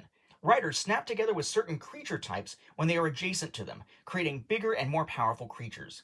This shortening of the line can cause some additional creature powers to trigger. Leaving that forest creature in first position isn't as safe as it used to be. This expansion is compatible with the original Set a Watch and Swords of the Coin. But here's the thing. Yes, you can play these new creatures with the base game or with Swords of the Coin, but this pack here does not include any rules for how to actually use them. To know how to use these with their Beast Rider abilities, you need the glossary in the back of the Swords of the Coin rulebook. The term is not included in the back of even the Swords of the Coin era printing of the base game. So if you got this as an expansion just for the original Set a Watch, you have no rules to play with. That's ridiculous. Surely one extra card in there to give some explanation would have sufficed. We'll find that they did this similarly with a stretch goal of including the micro game Pocket Watch within Doomed Run, where in order to get the rules you have to follow a QR code because no rules are actually included. But at least in that case there's a QR code on that item itself. Here, you got no rules! Not even a QR code to rules when you bought this pack. Really a bizarre decision. But it's a cool new mechanism that it introduces. So let's start with the new creatures. There are no stretch goals or anything related to Outriders. So our first batch here of new creatures, again, 2 copies each, though, again, as always, they may vary in terms of health and stuff like that. We have Forgotten Sentinel, Mesmerist, Desert Worm, Trickster Imp, Goblin Archer, Boar Rider, Yak, Boar, Living Doll, River Troll, and Wyvern Hatchling. Now you'll notice here that some of these are forest creatures. There's also some that are dragons like Desert Worm, Wyvern Hatchling, for example. But the Goblin Archer and the Boar Rider up here are a prime example of a new mechanism. Notice here this symbol, that whip there is the Outriders set symbol here. It says Beast Rider. Second position, stun and ability. But Beast Rider is the cool new mechanism that, again, is not explained anywhere in the Outriders expansion itself. Basically, if you have a forest creature, like, say, the Yak, you can place the Beast Rider on top of him, or you need to place the Beast Rider on top of him, whenever that creature is either before or after the Beast Rider in the line. You put the rider on top of the creature, and suddenly it is a combined being, but it also can't be tamed anymore, that forest creature that's now covered up. Then we have 4 more regular creatures, again, 2 copies of each. We have Dragon Rider, which does the same thing as Beast Rider does, and Boar Rider does. In this case, he rides a dragon, so any of those dragon-type cards. We have Forest Sprite, Evil Apparition, and Acid Drake, which would be a dragon, so the Dragon Rider could ride the Acid Drake. And while Outriders did not introduce any new summon cards, it does introduce 2 new types of Acolyte with 2 different cards each again. So we have the Goblin Acolyte and the Undead Acolyte. Goblin Acolyte, first position, move Goblin Acolyte to the end of the line. And then when it's at the end of the line, where it just got thrown to perhaps, draw the top card of the Unhallowed deck and place it behind the Goblin Acolyte. Limit once per watch phase. Thank goodness it doesn't keep hitting and then spinning back and forth. Then we have Undead Acolyte. Second position, add the top card of the graveyard to the Horde, and then when it gets to first position, search the graveyard for the topmost summon card, shuffle that card back into the creature deck. So, again, pretty rough stuff happening with these Acolytes. There's a couple in any game that you play, but it's kind of nice that they're varying the abilities here. Then lastly for Outriders, we have 6 new, sort of, unhallowed. More like 5 new and 1 that was a crossover with a promotion that they did, but a better copy of it. So we have Living Mirror, Golem Sculptor, Goblin Hurler, Raging Inferno, Keeper of Memories, and Hulking Amalgam. I really dig the Goblin Hurler. Its ongoing abilities, if a goblin is immediately before or behind it in the line, you defeat the goblin and you exhaust an ability. So it's basically like they just attacked you by grabbing the goblin and throwing it at you to hit you. Hulking Amalgam is the oddball here because that is the one that is showing up here in Outriders as just a regular Unhallowed card, but which had been available as part of the Tantrum House Season 7 Kickstarter. That occurred in 2020, earlier in the year than the Swords of the Coin 2020 Kickstarter. So here we have all of those cards, and I feel like you could just look at this under this lighting and, you know, do the kids show thing. Was it Sesame Street? One of these things is not like the other. One of these things just doesn't belong. Well, the one that doesn't belong here is actually the one that I tend to use because it's the better copy of the card. This is the Hulking Amalgam from Outriders. These are the printing that were used for fulfilling the Tantrum House Season 7 Kickstarter. You'll notice here that these are significantly darker in color than any of the other Unhallowed that we have, so obviously noticeably different there. This also means that the text is a little bit, it feels like it's not quite as legible. It's a little bit darker as well. And then if you flip them over, just use these two side by side here, you'll notice that the one from the game proper, so to speak, has a thicker border. It's as if the artwork here was zoomed in just a little bit, so the border around it isn't as thick. Of course, that does mean that if you're looking at this one that doesn't have much of a border to it, you'll know when this is coming up if it's somehow face down in your game. Of course, if it's face up, doesn't really matter because it's just going to be the same card either way. But I find it weird that they did a promo card, and the promo card quality does not match the quality of what wound up in the actual product through their own Kickstarter that eventually also went to retail. I do like the fact, though, that as a promo card, this was then included with just one copy of it, because usually you wouldn't use 2 copies of an Unhallowed anyway, within Outriders. So you didn't have to hunt down the promo to get the card. Similar to the Few and Cursed promos, which you didn't have to hunt down from that board game's Kickstarter. Instead, you got them in regular Swords of the Coin thanks to the stretch goal. That's a fairly consumer-friendly way to do it. I just kind of wish Outriders included some freaking instructions. Late in the Kickstarter for Swords of the Coin, they also added an add-on for metal coins and a little pouch to keep in a little nice drawstring cloth pouch here. It's listed among the stretch goals for the game itself, but it was just a paid add-on. They just included that as one of the many things sort of unlocked or gifted as an opportunity for backers during that Kickstarter. And what you have here are just these nice little coins, circle with a pentagon inside it, and then the pentagon has a pentagram, which then has another pentagram. Yeesh. And then, of course, the whole thing's got a circle around it because it's a freaking coin. But you'll notice here that unlike the cardboard coins, there is no denomination on either side. There's not a 1 side and a 3 side. Whereas in the game, you get those cardboard tokens, and you get 16 of them, with a 1 on one side, 3 on the other, meaning that basically you could have amounts of those from everything from 0 up to 48. Here, you got 24 metal coins. Granted, if you're not spending your coins, you really should be, so this is certainly plenty, but it is a different way of tracking than using those cardboard coins. But they feel really nice. They're just kind of the right heft to not be too heavy, but also feel chunkier than the cardboard. I would note, though, that just recently, as they have been fulfilling the Forsaken Isles / Doomed Run Kickstarter, this was an add-on again. And for some reason, a lot of folks are reporting that when they are getting these now, having had the Kickstarter page itself say that there would be 24 coins, just like there was during Swords of the Coin, just like there was available through their website, they're only receiving 20 coins inside. And the only response thus far from the company is, well, 20 is plenty. Not really addressing the fact that they advertised it as 24 and it had previously been 24, but a lot of folks are just ending up with 20. Maybe that'll be addressed in the future by the company, maybe not. Either way, whether it's 20 or 24, it is plenty and nice little cosmetic add-ons here. And the bag itself just has the logo on it and is small enough to fit all the coins and not be too obtrusive inside the game box. Another add-on, as I raise the camera up here to see it better for you, was this cloth playmat. Now, it's a little bit odd. I've always found this design a little bit strange, just in the sense that the cards aren't actually lined up, which makes it kind of weird as a visual thing on the table. But I do like the artwork and whatnot here, and it does give you a place to hold 8 cards, which isn't necessarily going to be enough in all locations, especially the final location, but a decent amount.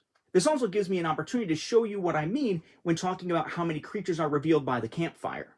So let's say you're at a location where you've had to pull 8 cards from the creature deck, but your firewood is somewhere between 1 and 6. That means that you're only revealing, through the light of your campfire, the first card in the line. And depending on where you set this up, it could be the one on the left, it could be the one on the right. The idea is just that however you have it laid out on the table, whichever one is closest to the camp board itself is going to be the one that is considered revealed by that light thematically. On the other hand, though, if your campfire is between 7 and 11, you'll have a second one revealed. And if it's beyond that, at 12 or higher, you'll have 3 revealed. But note, you might have some reveal abilities that happen when they get revealed, so be wary of those. Many will have first or second position abilities and so forth, so you do have to sort of manage the line. But the more you can see, the more you can plan for. And finally, the very last thing to note here for Swords of the Coin is that as they were wrapping things up for the campaign, they announced that they had a roll and write game in mind that they were going to be releasing relatively soon. And they made a special deal to be able to put it into the Kickstarter Pledge Manager so that backers of Swords of the Coin and those add-ons could add this game on as well to save on shipping, get it at a better price perhaps, and that sort of thing. It's called Merchants of Magick. It is set in the same universe as Setawatch. It is a Setawatch tale. We'll actually see that character, that merchant there on the cover a little while later when we're looking at stuff from Forsaken Isles and Doomed Run, because they would actually become a character in that third Kickstarter. But otherwise, it is not a game that is directly related to Setawatch. You're going to see some of the characters show up as cards. There's familiar artwork for some of the items that are reused and stuff like that, but it is essentially a completely separate game that just happens to be set in the same universe. Kind of like, if you want to consider something like Role Player or Role Player Adventures, there's also games like Stone Spine Architects or Lockup that are in the same universe, the world of Eulos, but don't necessarily connect directly to Role Player or Role Player Adventures. So we're not going to spend any more time on Merchants of Magick. Maybe I'll take a look at them at some other video in the future, perhaps. It's a solid little roll and write, and it did have a couple of expansions kickstart recently, but the very first one in the Merchants of Magick series was available in the Pledge Manager as an add-on for Swords of the Coin as a special treat for backers of the second Setawatch game. Now, let's move on to look at the stuff from the third and last Kickstarter, stuff for Forsaken Isles and Doomed Run that brings it all together. This brings us to the third of the core boxes, Setawatch Forsaken Isles. This was crowdfunded in 2023 and delivered in 2024 alongside, in both cases, Doomed Run. So we're going to find here that this is sort of a standalone core box, but the last of the components needed, along with what's in Doomed Run, to actually play Doomed Run itself. So as a third core box, what does this one offer? Well, first off, at 2,000 backers, of course, we have ourselves a nice slipcover. So we have Setawatch Forsaken Isles. The Isles there with a 3, of course. Title and creator. Nothing but the logo and the product number, just like we saw before. Then the actual game box. Todd Walsh, the creator name. Setawatch Forsaken Isles. Once again, our 14 plus, 1 to 4, 60 minutes in this case. And the same thing on the other side with the Rock Manor Games logo there. And on the other side, your title again. The back here then shows some of our new creatures, one of the new heroes, the Earth Golem, contents, Rock Manor Games, legalese, all that stuff, UPCs, same stuff you would expect. And it says, "Evil never truly dies, and the unhallowed are as evil as they come. Their vile acolytes were driven from the kingdom, but rumors in ports across the kingdom tell of a growing darkness at sea. Now, the Queen has gathered a group of adventurers to investigate this deadly threat. Only you have the unique skills to hunt down and defeat these cursed creatures. So, mighty champions, will you answer the Queen's call?" Pretty sure there should be a comma after Mighty Champions because that's who's being addressed, but maybe that's just my grammar being wrong. Set a Watch Forsaken Isles is a 60 to 90 minute cooperative adventure puzzle game for 1 to 4 players. Forsaken Isles is a standalone expansion featuring the same critically acclaimed gameplay from the series. Every round you will visit a new location on your hunt for the evil Unhallowed. One hero will rest, get paid coin to take camp actions, and can visit the merchant for powerful items and potions. The rest of the party will go on watch and battle a line of creatures trying to make their way into camp. But be wary of the new Doom mechanic that summons additional threats. The game is fully compatible with other creatures, locations, items, and adventures in the series, which can all be mixed, matched, and played with this game.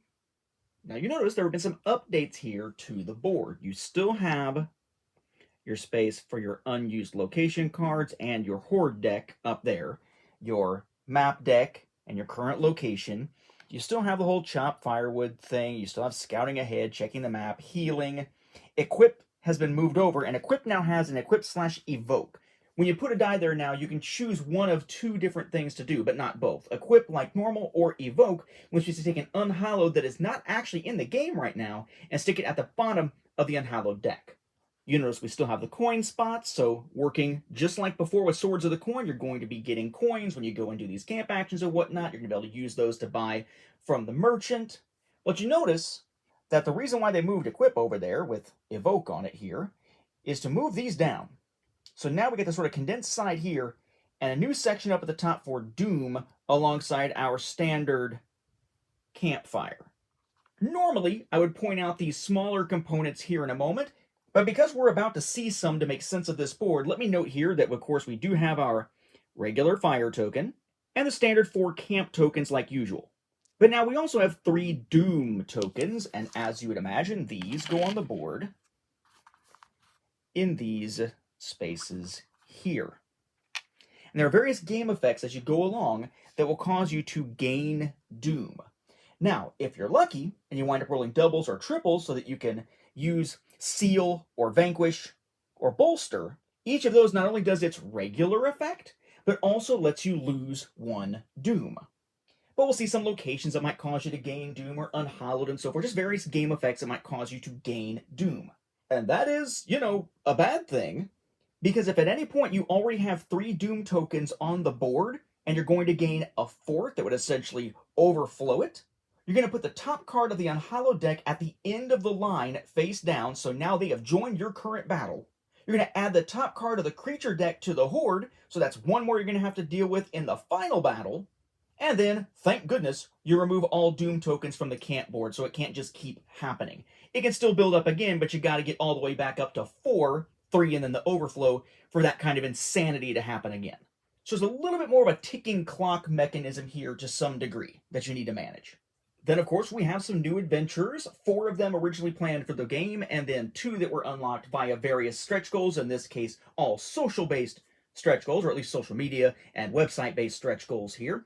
So we start here with the Corsair. We have the Corsair's board, we have the Corsair's ability cards, but then 2 copies of a special new card called Black Powder, just for that character, which has the standard creature back on it here. So she is a D6 character there in red. She is melee, so only attacking the first position. But her camp ability is what uses these new special adventurer cards. Camp ability Black Powder. Shuffle a Black Powder card into the creature deck. And you'll notice here there's only 2. That makes sense because she can only go to the camp and actually be the one there tending the fire and whatnot to use that ability twice within a 9-round, 9-location game, of course. So it makes sense to have one of these that she could use on each of those 2 turns if she chooses to. So we have here Black Powder. Shuffled into the creature deck, it's eventually going to be revealed as part of the line as you're playing. Reveal. Defeat a creature adjacent to Black Powder, then return it to the Corsair. If there are no adjacent creatures, shuffle Black Powder back into the creature deck. And I would note here, by the way, that all the cards we're going to see in this set have this little symbol here. According to Merchants of Magick, which we mentioned before, that is known as the everlasting symbol, kind of an infinity, but with dots at different points. So then she has her abilities: Cutlass, Gamble, Treasure Hunter, Sword Thrust, and Fire Cannon. She's pretty much just an extreme damage dealer. Reveal a creature in the line and deal its base health to either the creature in first or second position. Reroll all of your unspent dice. Then deal the sum of your total die results to a revealed creature in the line. Gain 1 coin each time the Corsair defeats a creature.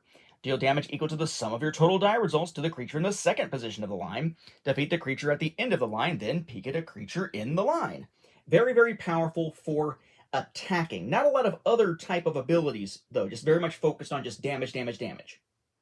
Then we have the Earth Golem, who is a lot like the Barbarian, except a little more versatile because of being able to actually use abilities by activating normally. And a lot of folks at this point are saying that this character is perhaps a little bit overpowered. I haven't played with it enough to really say much because I'm waiting to really dive into this one when playing Doomed Run itself. But it is a D12 character there with green. Camp action, Rocky Barricade. Gain charges equal to the number of summon cards in this game. Reduce the number of creatures faced at this location by 1. So helps in the current battle and gains charges that escalates the more difficult the game is, because the number of summons is part of how you scale the difficulty.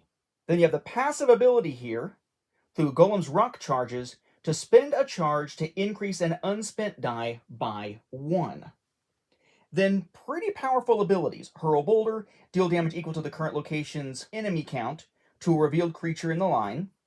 A passive, spend a certain amount of charges, X charges, where X is equal to the number of creatures in the line to recover and re-roll a die, which means get a die back that's been used and then roll it again.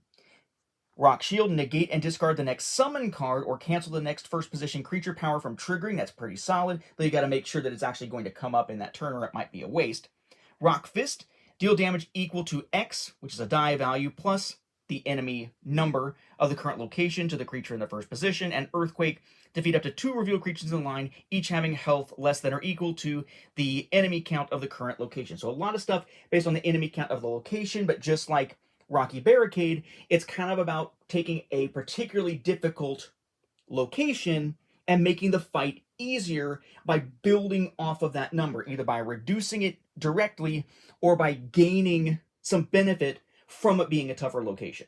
Then we have the Druid, who has a special thing where they actually have a 6-card nature deck, or creature deck based on nature creatures that they can manipulate over here. We're going to actually look at that next because it's just too much to fit onto one screen here.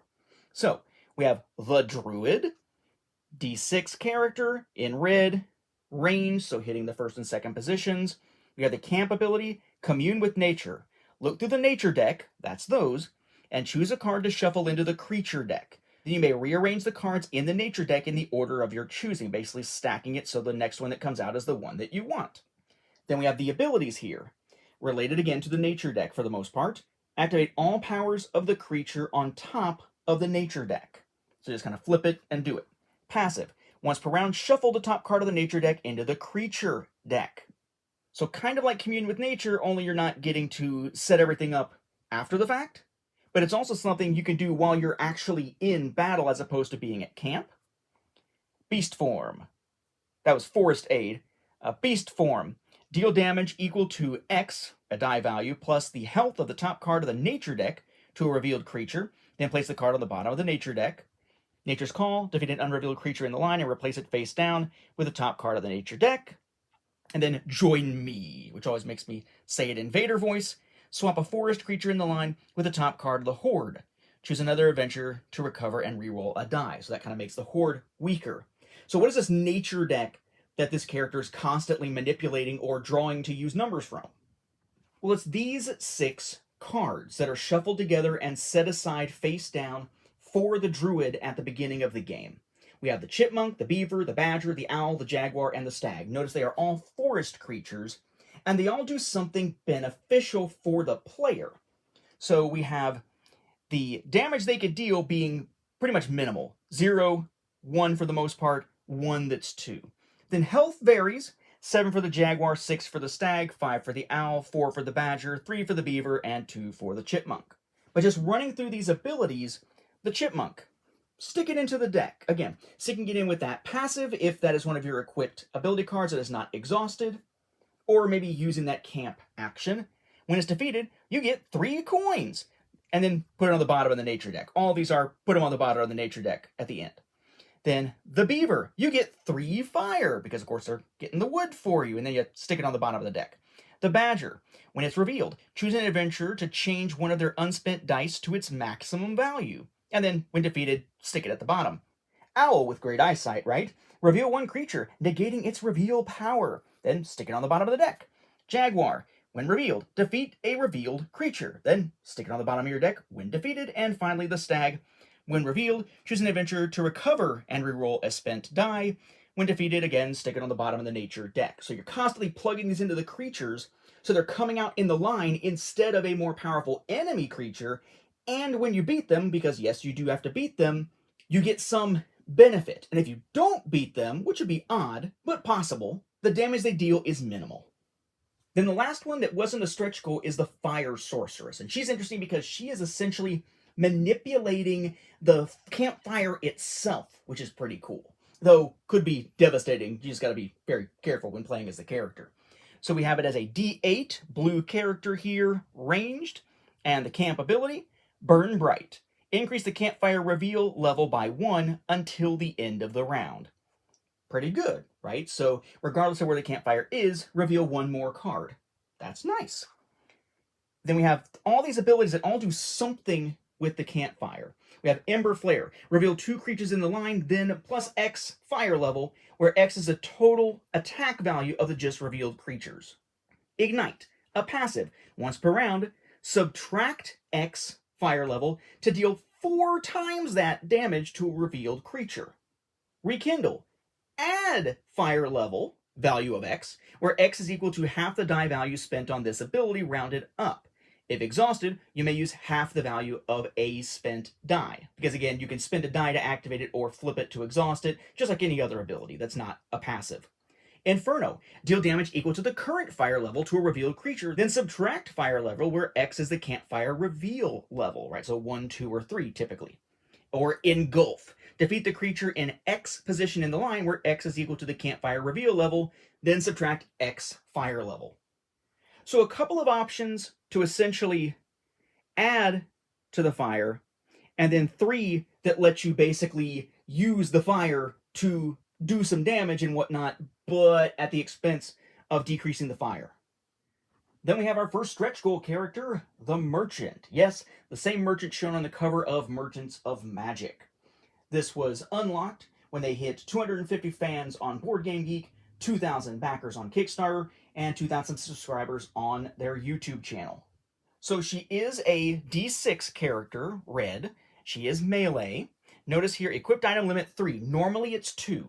So the merchant can have 1 more item than other characters can. And also, when the game starts, you're going to draw the top 2 cards from the item deck and just equip them to the merchant immediately without paying any kind of cost. So she starts with 2 items and can have up to 3.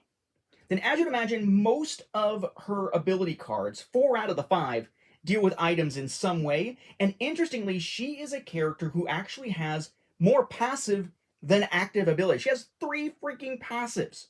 So you have Bag of Wonder, where she gets to equip an item for the market, having a cost less than or equal to the die that was spent, and then she can refresh the market.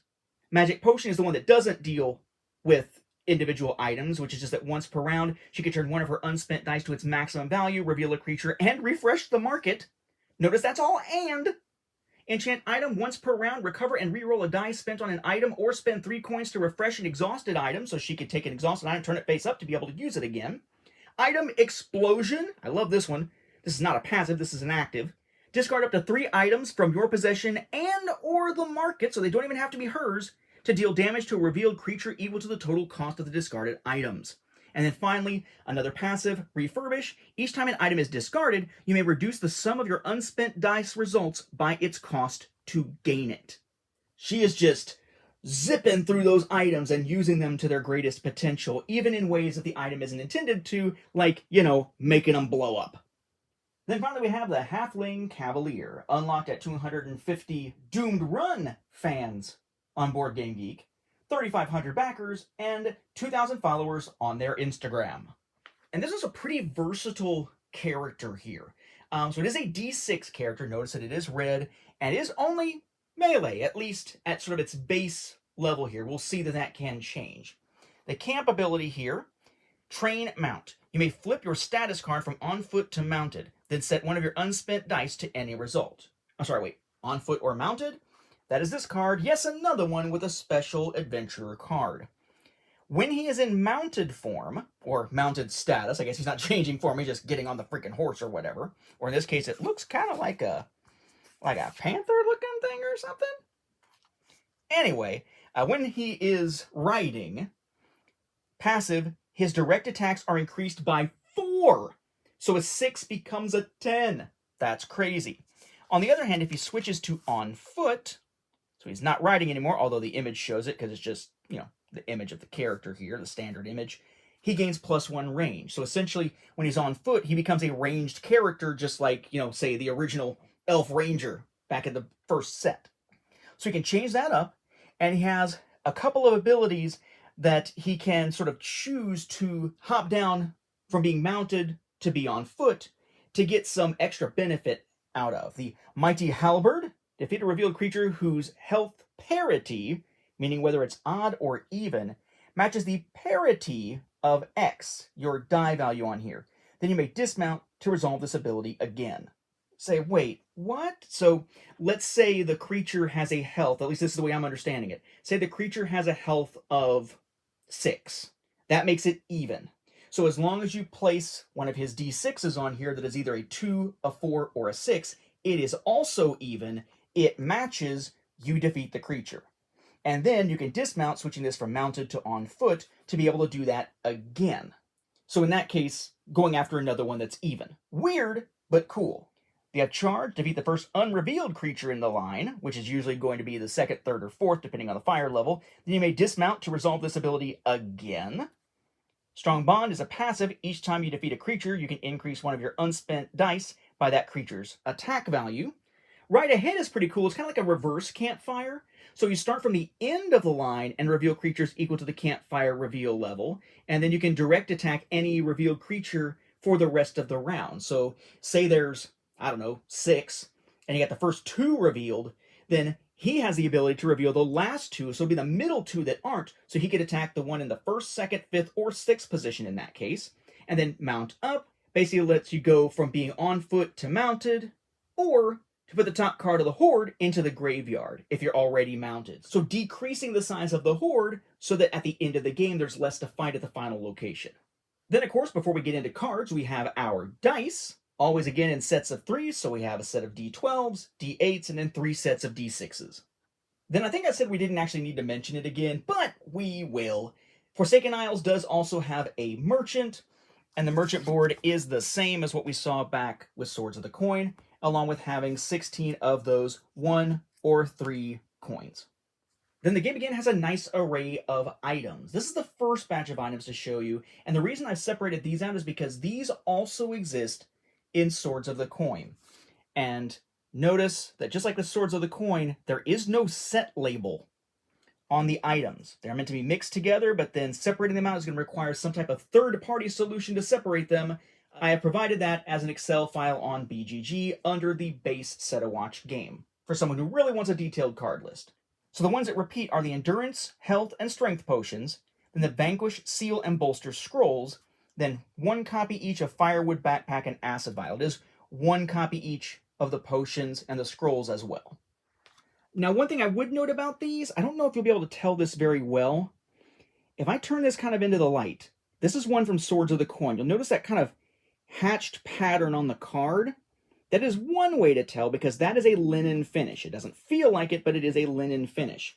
Whereas the ones from Forgotten Isles, everything from Forgotten Isles and Doomed Run does not have a linen finish. Notice when I hold it to the light, that hatch pattern is not there, it's just smooth. So if you really want to separate it out without using a third-party solution, you could, but it's kind of annoying to do so. Then we have all the ones that are new for Forsaken Isles, but also were not stretch goals. These include Gambler's Coin, Golden Arrow, Channeling Gauntlet, Soulkeeper Scythe, Ricochet Bow, 2 copies of Hunting Darts, Flame Gem, Ranger's Bedroll, Shocking Potion, Doom Clock, Assassin's Needle, Wand of Reflection, Boom Handle, then Dagger of Desperation, Armor of Dragons, and Artificer's Oil.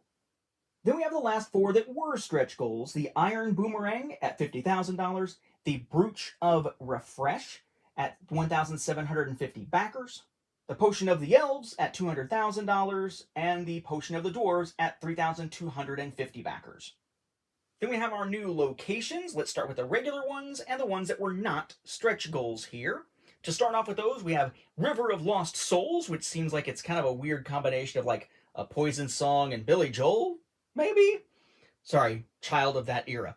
Then we have the Ship Graveyard, Prison Barge, Pillar Rock, Breeding Grounds, Disappearing Continent, Floating Mausoleum, Fey Realms, and Spear Point Bluff. Jungle Cove, Shore Cliffs, Crimson Beach, Ill Winds, Luminescent Reef, and Phantom Vessel. Then we have 7 regular locations that were stretch goals. We start with Loggerhead at $100,000, then Skullgate at $125,000, Dark Labyrinth at 2,250 backers, Risen City at 2,500 backers, Isle of Forsaken Constructs at $225,000, Volcanic Ruins at $250,000, and finally Great Sargassum at $270,000. Then we have our respites. The top 4 there are the ones originally from the game, the bottom 3 are the stretch goals. So the regular ones, we have Wanderer's Haven, Secret Hot Springs, Obscure Library, and Holiday Island, which looking at that image surely is meant to be Easter Island, but you know, fantasy world and all that. Then we had Bountiful Bay, unlocked at $75,000, Tropical Lagoon at $175,000, and Sailor's Retreat at 2,750 backers. And then we have 3 final locations, the first 2 originally planned, and of course, the other one as another one of those did we fund on day 1 type of rewards. So the 2 that were sort of normal are Beast Lair and House of the Unhallowed, and then the one that was tied to funding on day 1 was Acolyte's Spire. Now as we dive into the many cards that have that back on it for the creatures and horde and all, we'll start with the summon cards, and we have a new variant of summon that, as you can imagine, deals with Doom. There are 4 copies of this in the game. It says to replace this card with the top card from the Unhallowed deck, then choose one, exhaust 1 ability, or gain 1 Doom, then discard this card. And you'll notice, unlike the ones from the base game or Swords of the Coin, this does have that everlasting symbol on it, which is the set symbol for Forsaken Isles. When you are playing with Doomed Run, you actually will use these summons cards with that symbol. You won't use the ones from Swords of the Coin or the original game that don't have a symbol on them at all, but you will use these along with the ones that come with Doomed Run. That brings us to the Unhallowed, and we're going to start here with the ones that were not stretch goals, nor kind of a weird, unusual alternate game variant version that is really kind of cool that we're going to see here in just a moment. And you'll notice here, you can tell really more from this than from almost anything else in the game. It's the creature types that make the difference here in terms of the setting and the feel of it, and very much like the Gloom of Kilforth, Shadows of Kilforth, Call of Kilforth series, they went with the idea of the 3rd installment in the series, the 3rd in the trilogy in this case, being basically a nautical theme. So you have a lot of sea-based stuff here. So we have the Mer King, the Sea Dragon, Horn Beetle, Hull Spider, Strigoi Lord, Kelpie, Giant Bird, Centipede, and Corganto. Then we have 4 that were stretch goals, the Gyre Blob at $150,000, the Sleeper at 3,000 backers. Notice they're basically based on Cthulhu, not based on Paul Atreides. The Sleeper has awakened and all that, and more the in Riley, Great Cthulhu lies sleeping, or whatever the line is, that I think if you say it in the language that it's meant to be read in, goes something like, or something like that, having played some Arkham stuff myself. Love me some Arkham Horror 3rd edition and Mansions of Madness 2nd edition, and some Elder Sign. But anyway, that then brings us to the Megalith at $265,000 and the Leviathan at $275,000. Then we have a really unusual one here. This is the Unhallowed Kraken. But notice that along with the Kraken with its 11 health, we have tentacles to go along with it. A total of 8 tentacles, and they each have health that starts at 3 and works its way up all the way to 10, leading up to the Kraken itself having 11. This is for a special game mode. In theory, you could just play with, like, the regular Kraken if you wanted to. But if you want to play the Hunt for the Kraken mode, you're going to play a game of 5 rounds, 5 locations, instead of 9. Which means 4 plus a final location, which you would probably guess means that each adventure is going to rest once instead of twice along the way. You're going to have a creature deck that's only 18 cards with 2 Acolytes as opposed to 28. Summon cards will be added again as usual based on desired difficulty. You have again 4 regular map cards and then your final location, but the final location must be Beast's Lair that we saw a moment ago. The Kraken is going to be on the bottom of the Unhallowed deck, and then the other tentacle cards are going to be on top of that, going upward to the point where this one with the 3 is going to be on top. But then you're going to take the top 2 of those, the one with 3 and 4 health there, and actually stick those into the Horde face down at the start of the game. So really interesting, kind of thematic, fast-moving game. Then we have our first batch of regular creatures, the first chunk of which are not stretch goals, just regularly part of the game. We have the Harpy, which sort of breaks the pattern in that there are actually 4 copies of the Harpy, and of course, as always, 2 of all the others. Then we have Undead Goblin, Cliff Crab, Mist Terror, Wounded Messenger, Colossus, Will of the Wisp, Cave Cyclops, and Ocean Drake. Then the top row here is our other ones that weren't stretch goals, the Drowned Pirate, the Lantern Goblin, the Fog Shark, and the Rocktopus. Then we have our stretch goal creatures. At 1,000 backers, we got Living Shadow. Then Cursed Wanderer at 1,500 backers. And Seafoam, yes, Seafoam at $260,000. And no game of Set a Watch is complete, literally, because you need them, without Acolytes. So now we have 2 copies of one new Acolyte, the Siren Acolyte. As you'd imagine, it deals with Doom, because that's the new thing introduced in Forsaken Isles. It says, reveal. Choose an adventurer with at least 1 exhausted ability. They refresh 1 exhausted ability and exhaust a different one, if able. Then gain 2 Doom. So at first it's like, that's not too bad, that's not horrible, and then, oh crap! And of course, last but not least, because it just didn't make sense to talk about it earlier because of the way that the things were flowing, we do of course have the rulebook. And that is Set a Watch Forsaken Isles. Again, as with Swords of the Coin, this version looks cool with a little slipcover on it, but remember that the deluxe version really is just the slipcover for this one and Swords of the Coin. The only one where there's a difference in actual content is the original game, but as we will see, except for some summon cards and those 2 extra fire tokens, everything else that made the deluxe version of the original deluxe does show up in Doomed Run, which means it is time to finally look at the culminating product in this product line that turns it into a campaign-based game where you're unlocking stuff as you go and building your situations as you go, and maybe even listening to some foreteller narration. It's time to hit Doomed Run.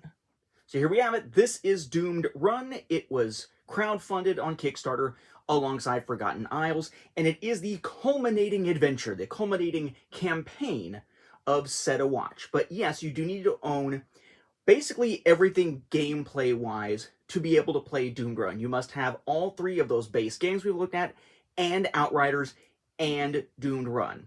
Again, you don't necessarily need the different promo cards because they are included elsewhere. You don't necessarily need the deluxe version of the original game because the deluxe stuff, except for those summon cards that you won't actually wind up using with Doomed Run, are included with Doomed Run. And you don't necessarily need the metal coins, the playmat, stuff like that, but it does make it kind of nice and more deluxe. So we have our nice big box here, Set a Watch Doomed Run, creator names, Rock Manor Games again, title and company, which is identical on the other side. Image there with title, creators, 14 plus, 1 to 4 players, 60 to 120 minutes, and then company logo with a different art there, also identical on the other side again. And then we get a sense of what's actually in it from the back, but it's going to be a little bit different for us to look at this one, because this one actually has some content that is meant to be a surprise until you unlock it as you play. So we're going to be taking a look here first at the stuff that is just available from the get-go that is not spoilerish. And then after all that stuff is done, then we will look just at the spoiler material as we are heading towards the end of the video, so that those who don't want to be spoiled for the unlockable content will not have to be in order to see the rest of the stuff. So here you're going to see some images. Notice here, Knight and Bard we've already seen before from the deluxe version of the original game. There is a new character here, the Royal. We have a new type of card here being shown, a new variation of items being shown. We'll look at all of that. A content list. The content list is kind of spoilerish because, for instance, it says 7 adventure boards, and yet it is showing 3 here, and we're going to find there's only 3 available from the get-go, so there must be more, but where are they? What are they? And so on. Then we have a notice here. This is an expansion. In order to play through all 7 realms of Doomed Run, the following games and expansions are required. Set a Watch base game, Set a Watch Swords of the Coin, Set a Watch Forsaken Isles, Set a Watch Outriders, like I, said a moment ago. Logo, legalese, Same stats again, UPC, and then up in the corner, a bit about what this is. The Queen, possessing an unwavering resolve and an indomitable spirit, has set forth on an audacious endeavor. With an unyielding determination, Her Majesty is building a company of heroes to banish evil from all 7 realms once and for all. In Doomed Run, you will take on side quests to discover powerful mythic items, unlock new secret adventurers, warden each realm, and discover the cult behind the Unhallowed. Who among you will rise to the occasion and answer the Queen's call? The Queen awaits your arrival, ready to lead her company of heroes into the fray. Yes, the Queen awaits your arrival. She's going to lead the heroes. The royal actually is the Queen. That was a pretty cool story dynamic there. Will you stand alongside her, forging a path toward a brighter future, or will the shadows consume the land? The Doomed Run expansion organizes the whole Set a Watch series into a replayable campaign. All of the products from the Set a Watch series are required to enjoy Doomed Run as written. In each run, you select a party of 4 adventurers from your company of heroes. As you play, you will unlock more adventures and mythic items to aid you in your quest through the 7 realms. Now, we are going to look at the box organization here, but let's hold off on that until the end of the non-spoiler part of looking at Doomed Run, so that kind of makes sense what is in there and where it's being put. So first, let's look at some bits of documentation that we're going to have here for Doomed Run. First off, there is a storage tips sheet. It basically explains some suggestions about where to put stuff as you are playing the game, along with how to originally organize the box in the first place. It's not entirely clear sometimes, but there is a video that the company put together on YouTube that actually goes through the creator, or one of the creators, showing how the box is organized before your first run, and then preparing it for the very first realm of your first run. So, pretty useful, but the video I think is more useful. Then we have your rulebook here. More on that in a second. We have a flyer over here for Set a Watch Doomed Run on Foreteller. If you're not familiar with Foreteller, it's basically a game narration program. A lot of bigger campaign games like Isofarian Guard or Bard Sung recently, Gloomhaven Jaws of the Lion, have these various versions of narration on Foreteller. A lot of the time, they are fully cast audio drama type productions that read through whatever the narrative is that goes with the game. In this case, there's not a whole lot of narrative for Set a Watch Doomed Run. So I'll read off what that says, and then in a second, when we take a closer look at the rulebook real fast, I'll show you exactly what it is reading. But it says, Foreteller up in the corner, Rock Manor Games, Set a Watch Doomed Run, the culmination of the entire Set a Watch series told with professional voice actors and cinema quality audio. Available now, foretellergames.com. Audio narration sold separately. And a QR code to go to it. For what it's worth, it's only a few bucks. I picked it up when it was on sale. It's less than $5 for the material here. But again, there's not a whole lot to it compared to many other games. These 2 pieces of documentation I have up here. This is a save sheet and a so-called historical record of your run through the different realms. These are actually things that I printed out.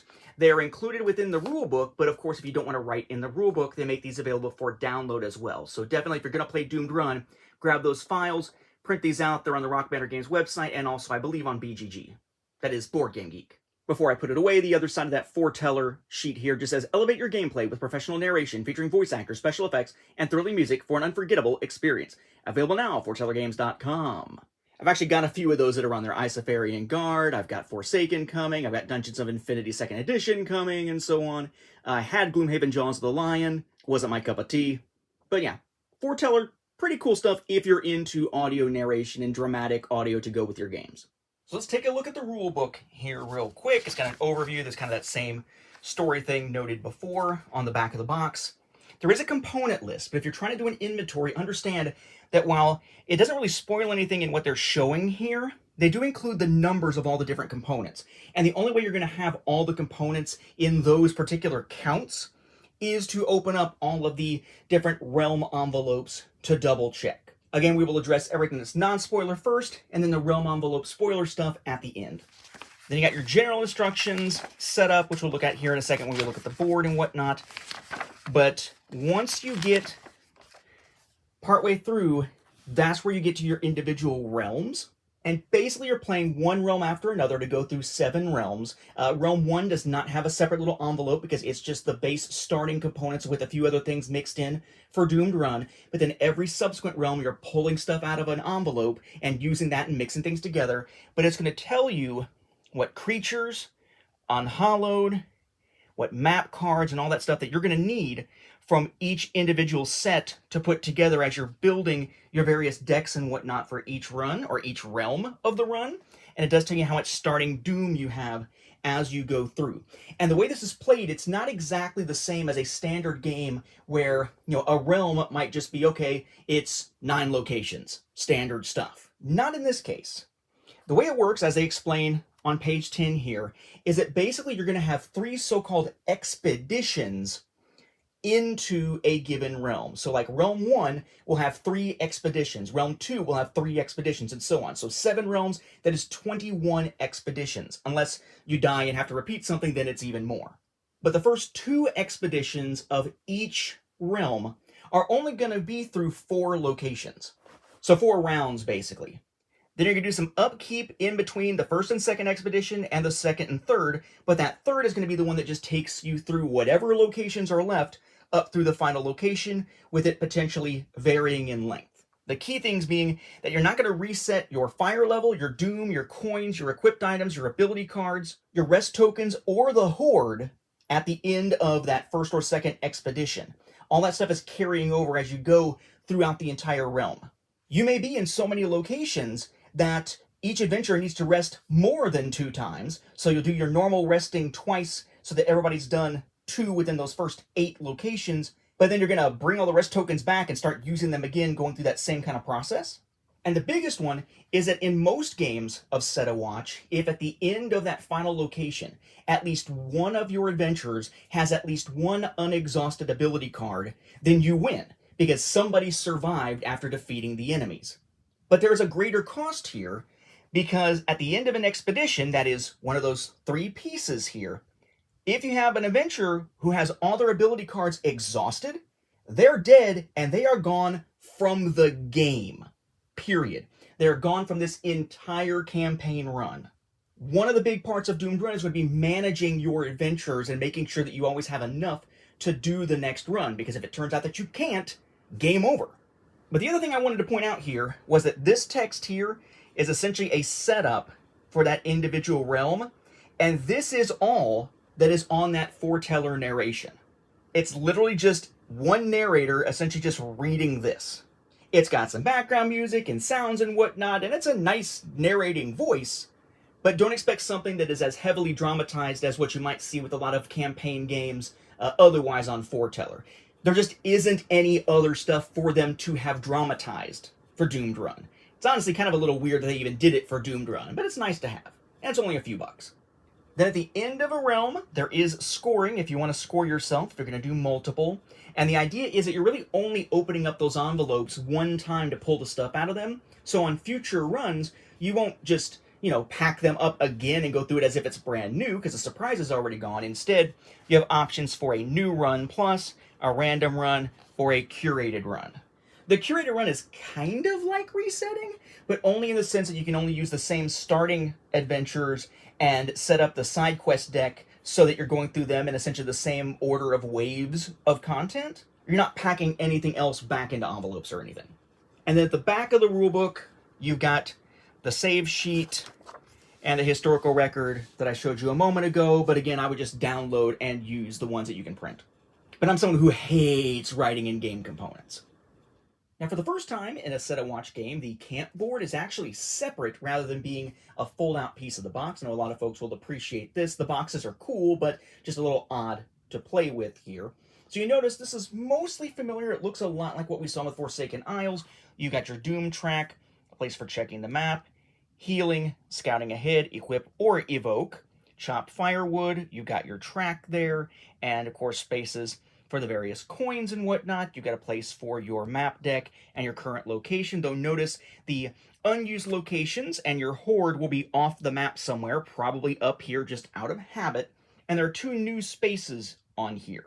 You have what's referred to as the Warden and the side quests. So the Warden thing, we'll see this here in just a moment as well, but basically the idea with the Warden is that after any given realm is completed, as long as you have at least 5 adventures, so 4 that can go on the next adventure and 1 other, that 1 other is actually basically taken out of the game, at least for now, and turned into a Warden, and it's got to be one of the ones who was in your party for that previous realm. So one of them is out to become a warden. They sit up here in the corner. They give a special ability that plays into that next realm as sort of a supporting role. But they do not come back in unless you need it, because that is the only way to get up to 4 adventures for a given realm. Though you can pull them back during the final realm regardless if you want to.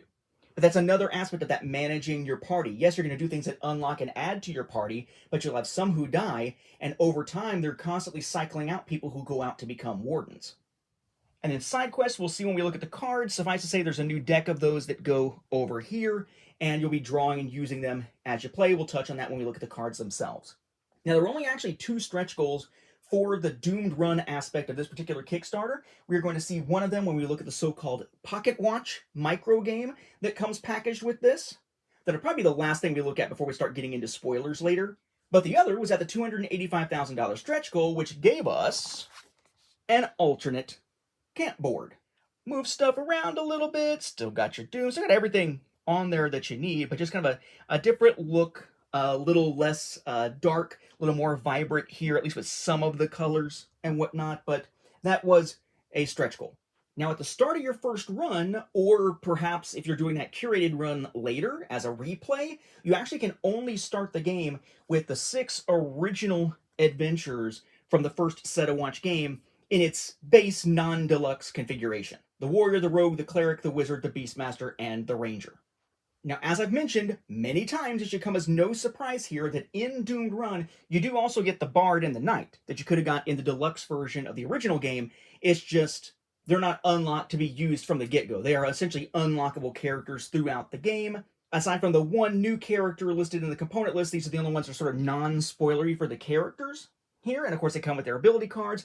And we won't look at them again, but just note that the 4 new Unhallowed from the deluxe version of Set a Watch, those are included, along with all 11 of the new locations. Again, the only things from Deluxe Set a Watch that made it deluxe that are not included in Doomed Run are the 5 variant summon cards that you will not need for Doomed Run. And I should note here, by the way, I think earlier I referred to the Knight as he. I always tend to do that for some reason with the Knight. I think maybe it's just my eyesight and my original first impression of the character. This is a female character here. It says she throughout the bio that you get for the character.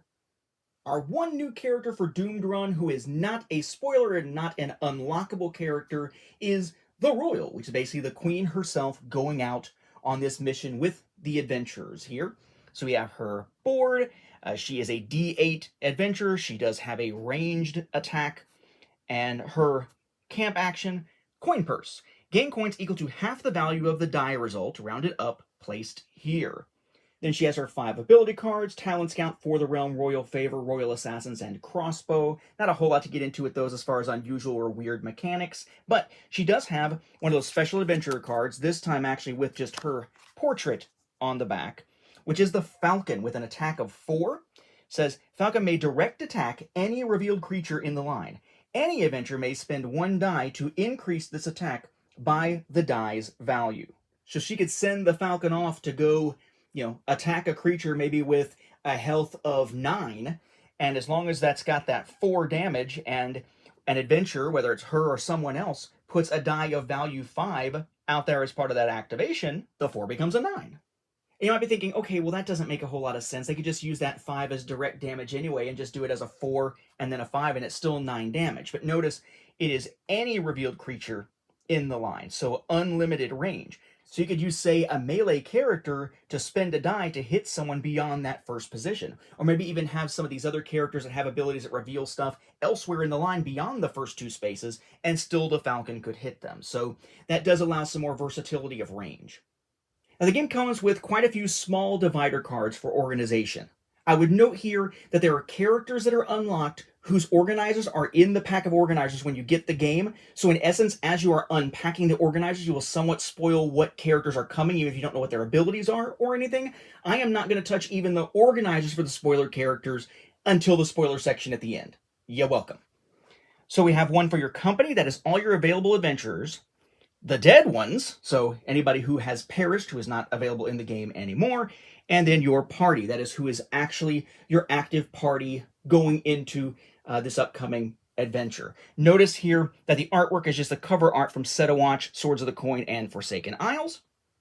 And then each individual character, each individual adventurer, has a divider that also serves as their warden card, as it's called.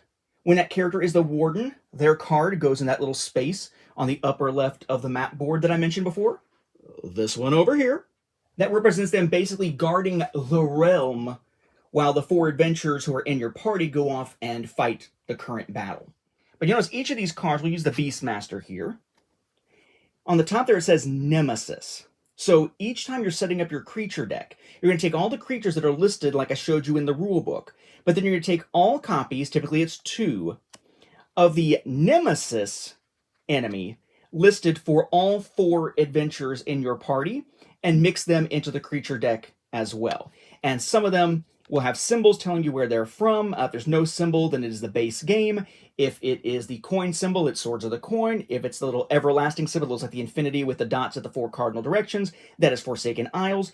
There's also different symbols now within Swords of the Coin itself. This is the elf symbol, the of the elves symbol we saw in Merchants of Magick.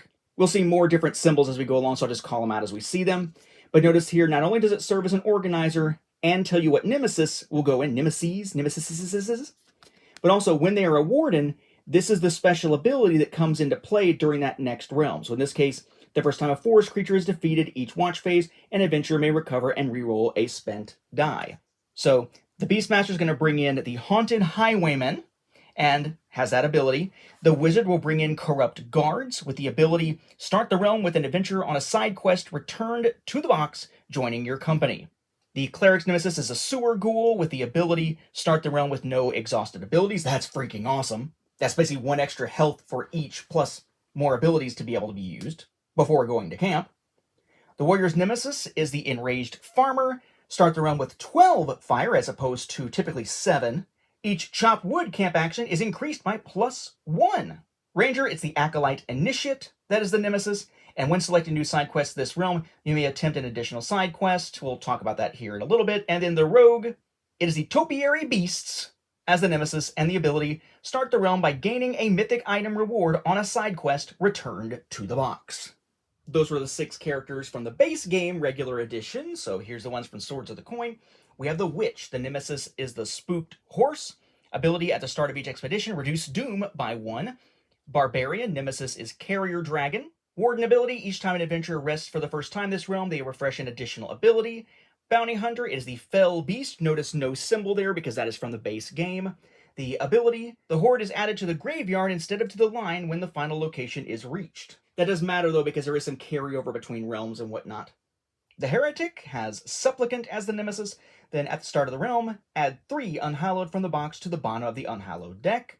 The Monk, the Nemesis is the Acolyte, again from the base game, as will be Artificer's Vampire Nemesis. Their 2 abilities for the Monk. At the start of the realm, choose an adventurer, D4, D6, or D8, to upgrade all of their dice. That's pretty awesome. Then the Artificer, at the start of the realm, resurrect a dead adventurer and add them back to your company. That is amazing.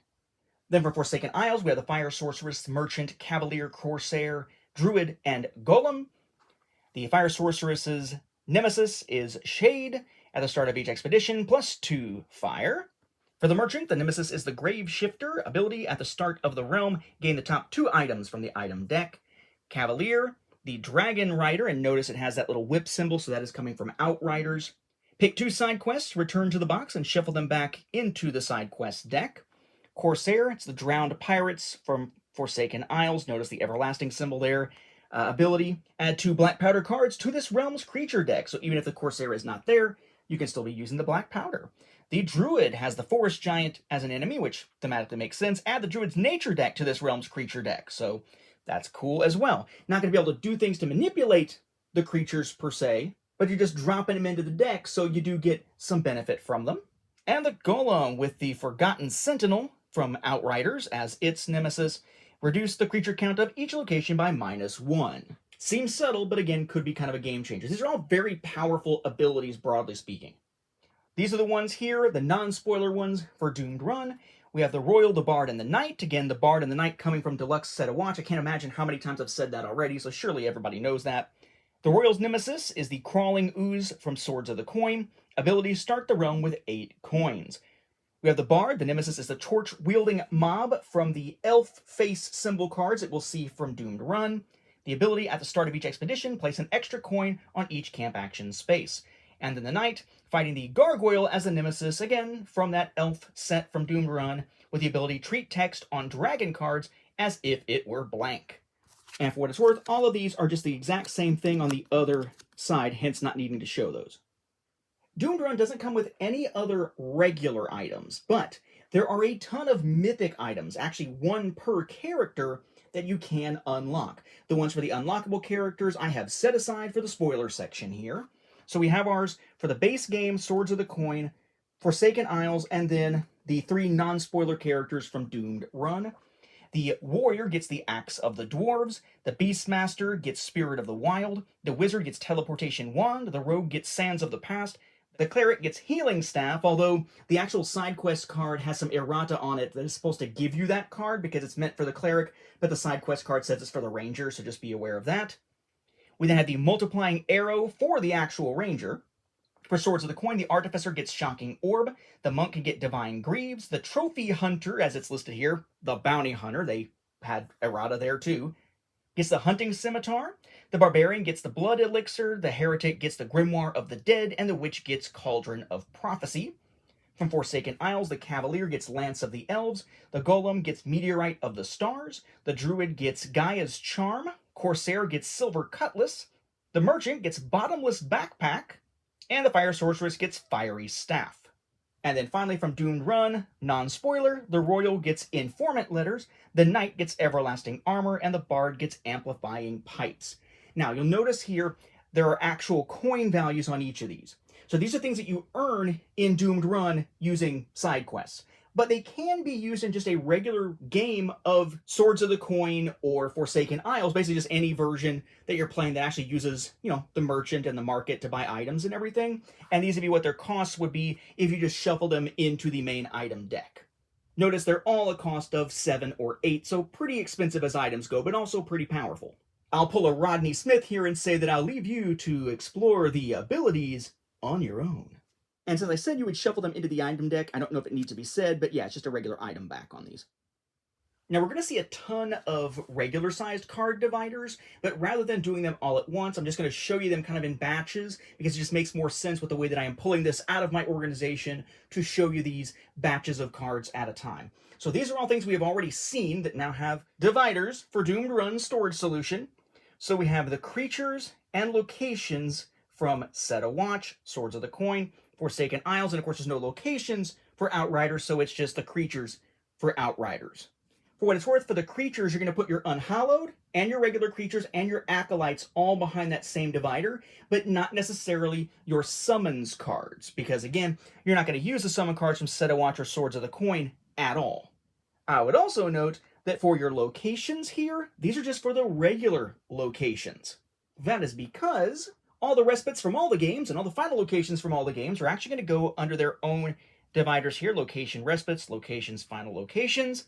Then we have a place for your current map deck, your current unused location deck, which will typically, depending on when you're saving, the current unused location deck at the beginning of each realm is just all the regular maps, basically, from the previous realm that you were in. All the ones that are listed there inside the instruction manual. And you'll typically be putting respites into it, like 6 respites. But then we have your current creature deck as well being able to be saved here, your current Unhallowed deck, and summoned cards, your current Horde, and there is a divider for all those adventurer special cards that we've seen, like the Falcon, or the Mounted on Foot, or the little, counter for the Artificer. All that stuff can get stuck behind this. So initially, before you open up any realm envelopes, there are some creatures for Doomed Run that you'll actually be using mostly in that initial run and going forward. You'll probably recognize some of these names from those Nemesis listings on the individual Warden cards / dividers here. So we have 2 copies each, as usual, of Topiary Beasts, Haunted Highwayman, Enraged Farmer, Gargoyle, Sewer Ghoul, Corrupt Guards, Torch-Wielding Mob, Carrier Dragon, Supplicant, and Spooked Horse. And they all, again, have that little elf face symbol down in the corner, denoting where they come from within some of the Doomed Run content. Then we have ourselves a new Acolyte, also among those starting creatures, the Acolyte Initiate. The reveal is that if there are no cards left in the Horde, gain 1 Doom, and the first position ability is to gain 1 Doom, so very Doom-oriented here. And there is a divider for the creatures from Doomed Run. You'll notice here on the divider it shows the 3 different symbol types that you might see. They do all go in this same set of creatures, as you would unlock others perhaps. We have the elf symbol. These are all using the names here from the Merchants of Magick side game that I mentioned before. That's the divine symbol, and that is the dragon symbol. Then Doomed Run is going to have 3 regular locations to start out with. We have Pine Castle, Palace Gardens, and Royal Bridge. And yes, there is a divider for them. You notice, by the way, though, that Royal Bridge has that dragon symbol. The other ones have the elf symbol. Again, they're all from the same set. They're just another way of sorting them out. Then you start out with 4 new respites, also coming from Doomed Run here, all with a little dragon face symbol. We have Druid's Cairn, if I'm saying that correctly, Fisherman's Village, Babbling Brook, and Amethyst Village. There are no final locations in the initial set of Doomed Run stuff that you get before opening any envelopes. You're just going to be using final locations from the other games, at least to start with. The game then comes with 8 summon cards that all have various symbols on them that we'll take a look at here in just a moment. At the start of a brand new run, you're actually going to set aside all of the summon cards that relate to Doom that are with the little Everlasting Forsaken Isles symbol that actually came in Forsaken Isles. And those will be sort of like your starting summon cards. You'll use either 1, 2, 3, or 4 to start the run at easy, normal, hard, or insane difficulty. But then throughout the game, you might be required to, quote, escalate summons. And when you have to escalate your summons, you basically need to either swap out one of your summon cards with a higher difficulty one, or just add another summon card into the mix, which could be from any of them. They do give you 2 here. They're the ones where it says to choose one adventurer to immediately stun one of their ability cards, then discard this card back to the graveyard and replace it with the top card of the Unhallowed deck, with the Swords of the Coin symbol on it, but no, it's not from Swords of the Coin. It's a way of using another of those symbols to help indicate sort of a difficulty level type thing here, but this can be confusing when sorting it out later. Remember, the ones from Swords of the Coin do not have a Swords of the Coin symbol on them. These from Doomed Run do. Yeah, I know, it can be confusing. Then there are 3 that are identical from the sort of divine level. The idea is that these and the ones from Forsaken Isles, these are all sort of like the standard difficulty. And then these with the divine symbol, they're like medium difficulty. They say choose one adventure to immediately exhaust one of their ability cards, then discard this card to the graveyard and replace it with the top card of the Unhallowed deck. So again, kind of standard stuff. And then these 3 that are all different, these are the ones with little dragon symbols on them. They are considered the highest difficulty level of summon. And I should note, when you're escalating your summon, if you're already on the highest difficulty level or you already have 4 summon cards, all you can do is increase the difficulty. You can't add beyond 4. So anyway, this one, discard this card to the graveyard and replace it with the top card of the Horde deck, draw the top card of the Unhallowed deck, and add it to the Horde. Discard this card to the graveyard, and then draw the top 2 cards of the Unhallowed deck, pick 1 to add to the graveyard, and 1 to add to the Horde. This one, discard this card to the graveyard and replace it with the top card of the Unhallowed deck, then shuffle all Unhallowed and Acolytes in the graveyard back into the creature deck. Now, if these sound familiar, it's because this version, with the divine symbol, is basically what the original game's 4 base summon cards were, and what 4 out of the 6 were in Swords of the Coin, whereas these, that now have a Swords of the Coin symbol, are identical to what the other 2 were in Swords of the Coin.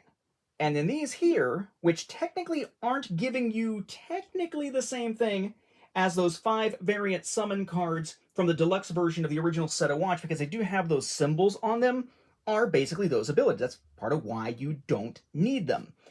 In the deluxe version of Set of Watch, you got 2 of these, 2 of these, and 1 of these, and now you have 1 each of them here for use specifically with Doomed Run, with the symbols needed for escalation. Then you have 2 copies of the Game Break card. This is new. These are just the front and back of the cards, just to note that this does go in the map deck here. And basically, just like if you're playing a regular game where the 9th location that you always put at the bottom is going to be your final location from one of those final location cards with a symbol on them, this is the card that's going to go underneath each of those first 2 4-location expeditions as part of the 3 4 location. And it's just basically a reminder of what happens at the end of that chunk of the expedition. You're going to gain the current side quest reward. We're going to look at those in just a moment. Reset the creature deck, shuffle all visited location cards into the unused location deck. So basically your unused location deck starts out as being just the locations from the previous realm, but then any of the ones that you visited from this realm will go into them as well. Reset coins on the camp board, which means if any of the spots don't have any coins, add one, but also if any have more than one, go back down to one. Refresh the item market, just kind of clear it off and start over. Select a new side quest, which we'll talk about again in just a moment, next, and reveal the first location for the next expedition. For what it's worth, usually at the beginning of one game, one run of just a regular game of Set a Watch, and in this case, the beginning of a realm, you don't do the fire effect for the very first location. You just set your fire typically to 7. Well, fire level is one of the things that does not reset between expeditions within a realm. So when it says reveal the first location of the next expedition, yes, these are also going to hit you with the flame effect right from the start. All the game break is meant to be like a pause button with a few things resetting to kind of get the game back into a more solid state to continue. It's not actually a true cutoff. It's a good place to save, though. Now we finally get to those things we keep referencing, which are the side quests, which have this card back to them. Your current active one will go up in that upper right area of your camp board. The idea is that you'll have a deck of these. You start with the ones marked as R1, meaning it is Realm 1's set, and Realm 1 does not have a special envelope because they're always available there from the get-go. They're the non-spoiler part. So the side quests are a little unusual, and they, personally to me, don't feel like side quests per se. They're more like game modifiers that give you rewards if you play with it. So it kind of reminds me of something like, hey, you want to unlock this particular weapon or accessory or whatever in, say, the Resident Evil 4 remake for PlayStation 5 or whatever, then okay, you have to play it on this difficulty mode and with these restrictions on like what kind of weapons you use or how many times you visit the merchant or whatever. It's not like you do something during the run itself typically that gets you something, so much as just surviving. So at the start of any individual expedition, as part of the 3 expeditions in any given realm, you're going to have this shuffled up face down deck of side quests. You're going to draw 3. You're going to choose 1 to pursue for that expedition. You're going to put 1 on top of the side quest deck, so it'll be the next one drawn, and you're going to put the last one back in the box as an unused side quest removed from the entire run. That's why some of those abilities we saw that allow you to pull back ones from the box are important, because it gives you a chance to get stuff that you otherwise had to give up. Because out of every 3, you will typically do 1, keep 1, toss 1. So each side quest has a name. Here we have Divine Studies, Elven Craftsmanship, Deja Vu, Wand of Old, Wilderness Beckons, Dwarven Smith, Tunes of the Town, Noble Purpose, Price of Magic, Berserk Defender, and Knight of Honor. They will have a nice little, bit of flavor text here, and then some kind of thing that when you choose it and put it into play for that expedition, you're going to have to do that thing. And it's usually a debilitating thing. Like, choose and exhaust a total of 3 ability cards among the adventurers in your party, or the campfire reveal level is reduced by 1, cannot go below 1, or passive abilities and items cannot be used, or each time a summon card is triggered, gain 1 doom, and so on. But if you make it through that expedition, you automatically get the reward for that side quest at the end of the expedition. And typically that is how you are going to get those mystic items or unlock new characters. So you'll notice here that this first batch gives you the mythic items potentially for, this is the cleric, that's that one I mentioned before that has the typo on it, or the errata on it. It's not really a typo. They spelled the correct word, it was just the wrong word. So the cleric could get their healing staff with this, and then continuing on where we got ones for the ranger, the rogue, the wizard, the beastmaster, and the warrior. So the 6 starting adventures for the Doomed Run campaign, the 6 basic ones from the original game. And then you have the ability to actually add more adventures into your company, which is extremely important, where these allow you to add, as you would expect, the bard, the royal, the witch, the barbarian, or the knight to your company. So basically the 2 deluxe ones from the original game, which are also in Doomed Run, the 1 from Doomed Run, and 2 from Swords of the Coin, all available as potential side quests even as early as that first realm. And as one would expect, you are going to need to be able to store these and separate them out, so we have dividers here for the side quest deck, the completed side quests, and the side quests that are removed from the run. These are the last of our regular-sized dividers. Then finally, before we get into the spoilery content and whatnot here, I would note that Doomed Run does come with 4 sets of 3 dice each. I'm going to wait to look at the other two until we get to where that makes sense when we're looking at the spoiler stuff, but suffice to say, you have yourself 3d6s and 3d8s, which of course will help you use the Bard, the Knight, or the Royal. I do like the marbling effect on these with the red. They're probably the coolest looking, but darkest of the dice we have for any Set-A-Watch game. Usually they're pretty colorful, not so much this time. And then this is where the spoiler stuff is going to come in here in a little bit, not quite yet. Just to let you know, these are where all the other components of the game are stored, at least in all but this last envelope here. So if you are trying to put together your stuff and trying to figure out, okay, where the heck is the stuff that goes under these other dividers or the stuff that goes into these component counts, they're going to be found in the realm envelopes for realms 2 through 7, or the victory one for when you complete a doomed run. The stuff in this envelope is not included in the component list at all. This is actually a special micro game called Pocket Watch that was unlocked as a stretch goal that is essentially a minimalist version of the original Set-A-Watch with only 18 cards. So you need to supply some other components on your own. What we're going to do here is we're going to stop and take a look at the organization of the Doomed Run box now that we have everything so I can load it back in. And then we're going to take a look at Pocket Watch. And only then will we dive into the spoilers, which will be getting us into the stuff that is inside or related to the stuff in those 7 Doomed Run campaign spoiler envelopes. So let's check out organization first. Now, inside Doomed Run, you have a nice storage solution for the most part for including everything from the game. At this point, I have loaded up everything into this box.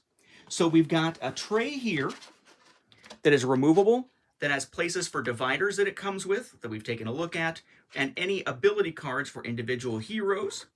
We then have a place for your items. We have the dice that come with it, and I've packaged various bits, including the ones that come with this and those 2 other fire markers from the Deluxe original Set-A-Watch here into a single package. And then beneath, you have a space for all of your individual small cards, with plenty of dividers. Again, as we've taken a look at, I put a foam block in there. Note, it does not come with a foam block. So if you want to actually block that off to keep things from kind of falling around, you're going to need that. You can sleeve it if you want to. I believe it fits everything sleeved, though I have not tried. It'll be pretty tight either way. But speaking of sleeving tightly, that is kind of an issue for the other part of this box. So see this big well here? This is specifically to give you a place to store the 3 boxes for Set-A-Watch, Swords of the Coin, and Forsaken Isles. And they assured us in the little how to sort your stuff video that yes, it would fit the games if you had their deluxe sleeves on them. And that is very much an Obi-Wan Kenobi true from a certain point of view kind of thing. So here we have Forsaken Isles, Swords of the Coin, and Set-A-Watch. It fits, but it's really, really tight, particularly on the bottom where it tapers. So as you're pushing this one in, you can feel it sort of straining against the sides to the point where you would expect that if you had these in here in the long term, you might start to damage or risk deforming the insert inside it. On the other hand, if we take off all of the sleeves, which you wouldn't think add a lot of extra dimension to it, everything fits perfectly with no strain at all, nice and snug with just a little bit of wiggle room there so that nothing is actually pressing heavily against the sides. And the expectation is that you'll use one of these boxes to put in anything you're actually going to use for regular gameplay, like maybe some dice, or one of the rule books, or your individual character boards and stuff like that. You'll use maybe one of them to hold the different envelopes from Doomed Run, and maybe the other one is for the stuff that you're just not using in any given game because maybe there's some redundancy, like some of the extra dice that you may not need. So the idea is that these become sort of compartments that you can put stuff into, and then they themselves go into the box. As for your sleeves, you know, set them aside or something, because otherwise it's gonna be a tight fit. Kind of sucks for those of us with deluxe versions that they didn't actually make it to accommodate the deluxe sleeves like they claimed that they did. Now, to be fair, we are supposed to be putting these into the box sort of like vertical books. So we can see the spines, so it's easy to pull all 3 out individually without having to get 1 or 2 out to get to whatever it is we're trying to get to. In that sense, having the sleeves on them does not work well. However, to be fair, you can fit them in with the sleeves on if you do them face up.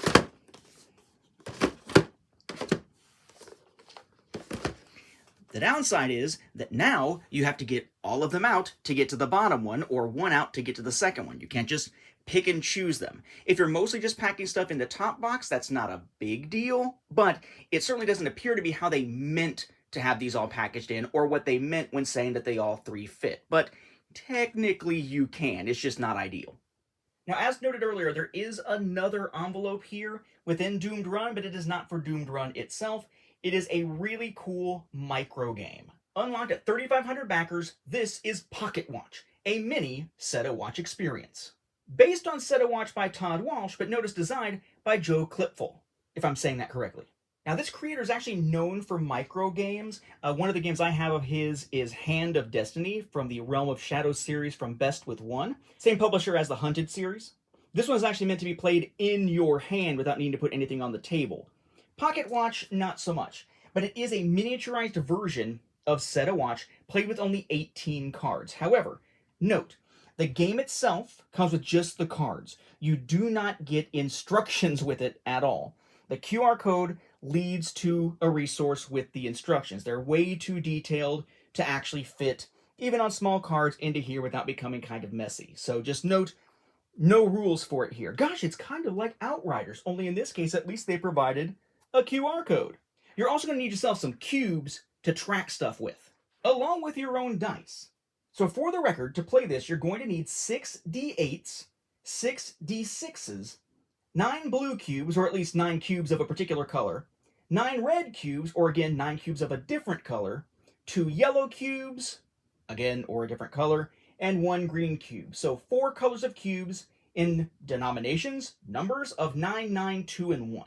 Personally, I had an older copy of Spire's End that I replaced with a newer one, so I just grabbed some of the cues from Spire's End and just tucked them in here, and I used black, red, clear, and yellow. But you do you. And of course, you can easily grab the dice you need from Set-a-Watch itself. So how does this work? What is it?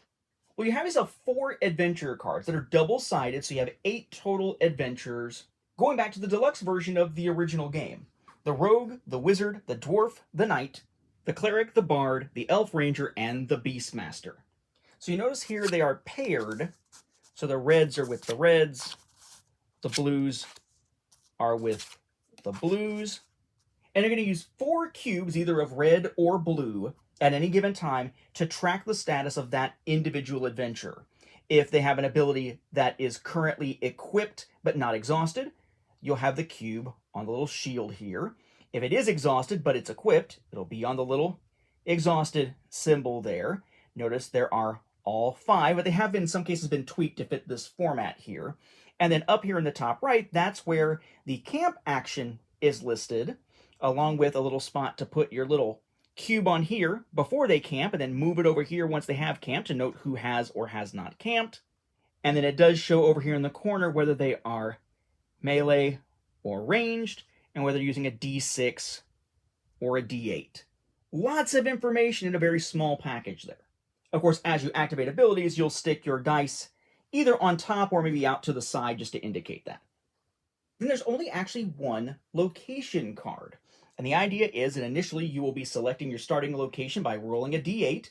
Any number other than 8 is valid because, as we will see when we flip it over, 8 is the Forbidden Tower, 8 is the final location. Notice there is no respite location on here. But the idea is that each turn, each round, you're going to be rolling that D8 and going to a new location. In theory, if it's one you've already gone to, you're supposed to re-roll it and go to a different location. But it's got your location number here, right? 1, 2, 3, 4, 5, 6, 7, final, no 8 there. It still has your campfire information, a special ability, and the number of enemies you're going to fight. So set up like those other location cards, but very compact. I would note, by the way, that the green cube is used to keep track of your current location. But if you ever use check map, basically you get to roll the D8 twice And from those results, of valid results to be your next location, you pick one, and whichever one it is, you're going to put a blue cube out to mark which one you're going to next. And if it happens to be one on the back side, you just like put it around it so you know the location once it's flipped over. Then there's the camp card as opposed to a camp board, and you have sort of two things that are going around the circle this time. You're going to have a yellow counter, in theory, that's going to check where your fire level is as it goes around it. But then you're also going to have a red one that starts at 0, and that is tracking how many creatures will be in the horde. The horde in this case are not cards that are set aside because you need those cards. Instead, it's telling you how many cards you're going to have to keep adding at the end of the line at that final location until you're actually through the horde. There's spaces for your chop firewood dice to be put. Your check map, equip, and heal actions to sit them out to the side here. Seal, vanquish, and bolster if you happen to roll doubles or triples. Scout ahead, again with the little greater than, less than type signs here. Your inequality signs to tell that you start here and it's got to keep getting greater. And then a round tracker, it is played over 5 rounds, kind of like that Kraken variant back in Forsaken Isles, rather than being played over 9. So it is 4 different locations and then the final location, which makes sense, right? Because you can't get 9 locations unless you're revisiting one on a card that has 8 locations on it, right? So it also plays a bit faster. That also means that everybody's going to rest once, hence why you only need to move that cube over on the character's card the one time from here to here. Then the way the other 12 cards work are they are backsides that are kind of like a slashed, duplicated version of that horde/creature back. And then the cards themselves are essentially half one creature, half the other, where you got the image up here, you have the attack value, the health value, we'll look at that number here in just a second. If it's an unhallowed, as in the case of all of these, the little symbol there next to the name, and then its ability and type. But then if you flip it, it's got that information, right? Damage, health, information, type, name, and all that kind of stuff with the image for a whole other creature on the reverse. And you'll notice here that all of these unhallowed, we have the werewolf, the wyvern rider, the warlord, the lich, the pyromancer, the necromancer, and the wraith lord, all have this little symbol on them. That's called their skull number, and that indicates in which round that unhallowed would come into play. So if I were on the first round and this card came up, I'd flip it to make sure the werewolf was who I faced. But if it was round 2 instead of round 1 and this card came out, I'd flip it to its other side. The unhallowed comes out in the round that it is meant to come out in if that card comes out. And you'll notice here, it gets progressively tougher because when you get to rounds 4 and 5, there are 2 unhallowed for each of those. If I flip them over, these are the regular creatures on the other side of these, respectively. We have Metal Golem, Eagle, Skeletons, Treant, Fey, Vampire, and Wyvern, which should all feel pretty familiar. There are 4 more that are essentially just regular creatures on either side, which give us the Bandit, Ember Drake, Fell Beast, and Forest Giant, or when we turn them over, the Bear, Goblins, Zombie, or Wolf. Our last card in the entire set of 18 is the Goblin Chief, but notice on its reverse, that's the Acolyte. I really do like this whole idea of using one side of the card split in half so you get double use out of it, and he used that same face design with Hand of Destiny. Though I would note that with Hand of Destiny, it's actually quadruple use cards because they have 2 creatures on either side, whereas here you need the card back there to make sure that the next thing that's coming is not seen.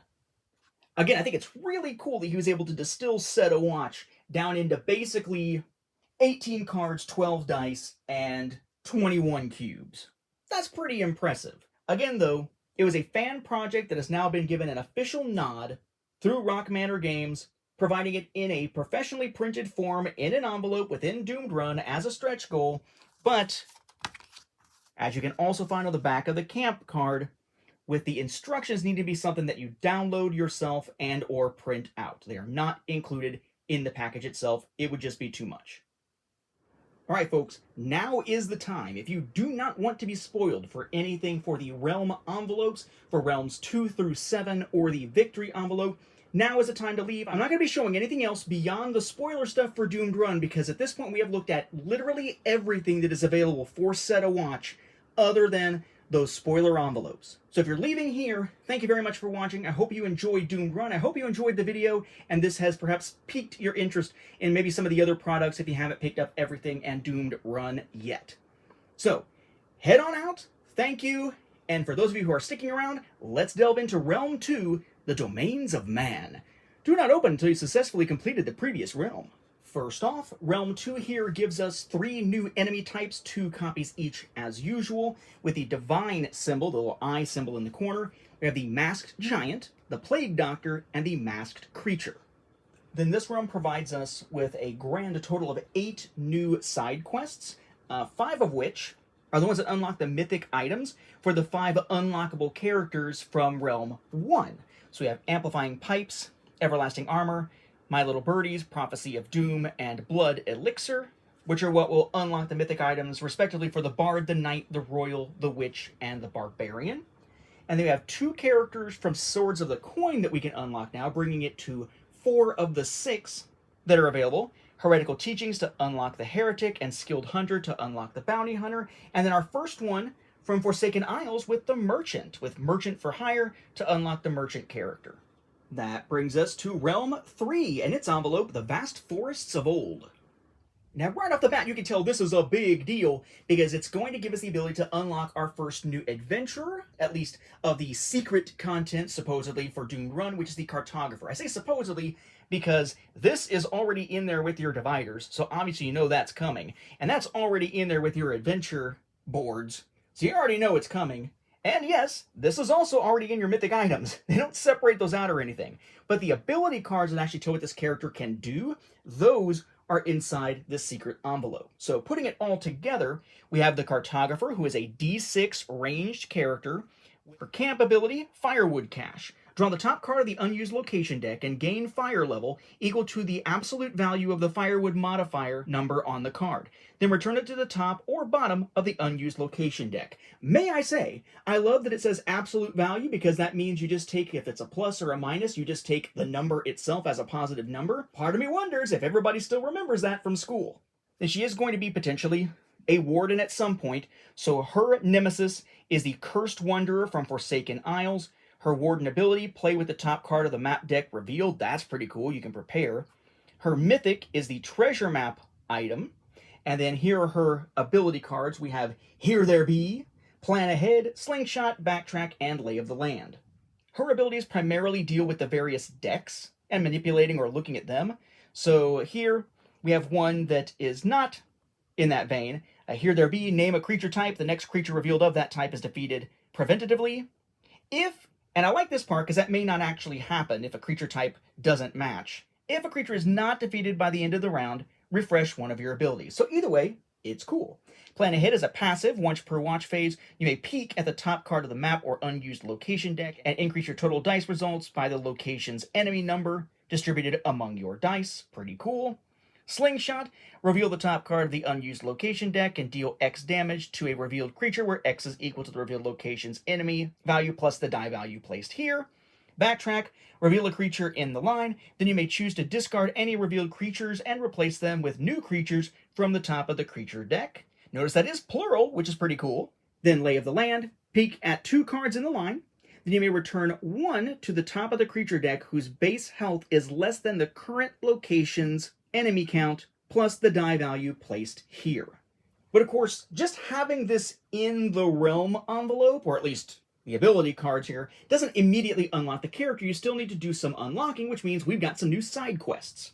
We have 7 this time. Just like last time, the ones that are for mythic items are for the 3 new characters who could be unlocked from the previous realm. So we have Tame the Undead, Hunting Scimitar, and Bottomless Backpack to unlock the mythics for the Heretic, the Bounty Hunter, and the Merchant, respectively. And then we have the ability to unlock some new characters. Notice, still no Monk or Artificer from Swords of the Coin. We have the one that can unlock the Cartographer, who of course has the ability cards in this realm's envelope, but then we have the ability to unlock from Forsaken Isles the Corsair, the Druid, or the Earth Golem. Interestingly, the one that has sort of a thematic name is Map the Region here for the Cartographer, whereas the ones for those characters are just the names of the characters. And then no new creatures, but we do have 5 new locations. They all have that dragon symbol on them. We have Rising Stones, Hidden Waterfall, Goblin Knoll, Eerie Forest, and Enchanted Ruins. That brings us to Realm 4, the Forsaken Isles. Not to be confused with the base game of the same name, but that is the only base game that is named after a region. This one brings us our second new unlockable character, which is the Cult Leader. As before, the ability cards are in the envelope, all the other stuff is not, and notice this is where some of those new dice come in. We have a nice marble-looking red number set of D4s here, because the cult leader is a D4 ranged character who has the ability to do some taming of creatures with a tamed creature limit of 1, has a camp ability, Seance. Equip a mythic item from another adventurer not currently in your party. Of course, it has to have been unlocked, presumably. Then up here we have the Divider/Warden card. The Nemesis is Living Doll from Outriders. Then we've got the Warden ability. Each time Doom summons an Unhallowed, refresh an exhausted ability of an adventurer on watch. That is the 3 that are out there actually fighting, not at the camp. The Cult Leader's Mythic is Everlasting Pendant. And then we have our 5 ability cards here. Dark Prophecy, gain 1 Doom, then defeat a revealed creature whose attack value is less than or equal to the current Doom. So, not very strong attack value necessarily. Sacrificial Lamb, defeat a creature whose position in the line is less than or equal to the current Doom. So, Doom playing a role in 2, now in a moment 3 of the ability cards here. Revel in Praise is a passive. Each time an Acolyte power triggers, recover and reroll 1 of your spent dice. Impending Doom, that's the other one dealing with Doom here. Place the creature in the graveyard with the highest base health on top of the creature deck to remove 1 Doom. So you're about to face them again, but Doom goes down, which is useful in a pinch. And then we have our 1 taming ability here. Tame an Acolyte from the line or graveyard. And again, there is a limit of 1. Then, of course, to unlock the Cult Leader, we'll need some new side quests, and we have 7 this time around.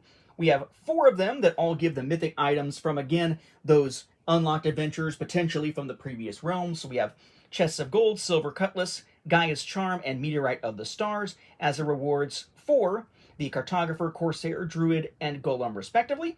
And then we have the ability now, through the Enemy of My Enemy, Great Sacrifice, and Fire Sorceress, to unlock the Cult Leader, Artificer from Swords of the Coin, or Fire Sorceress from Forsaken Isles. And again, I find it so odd that some of these, like, Artificer, Swords of the Coin, thematic name for the quest.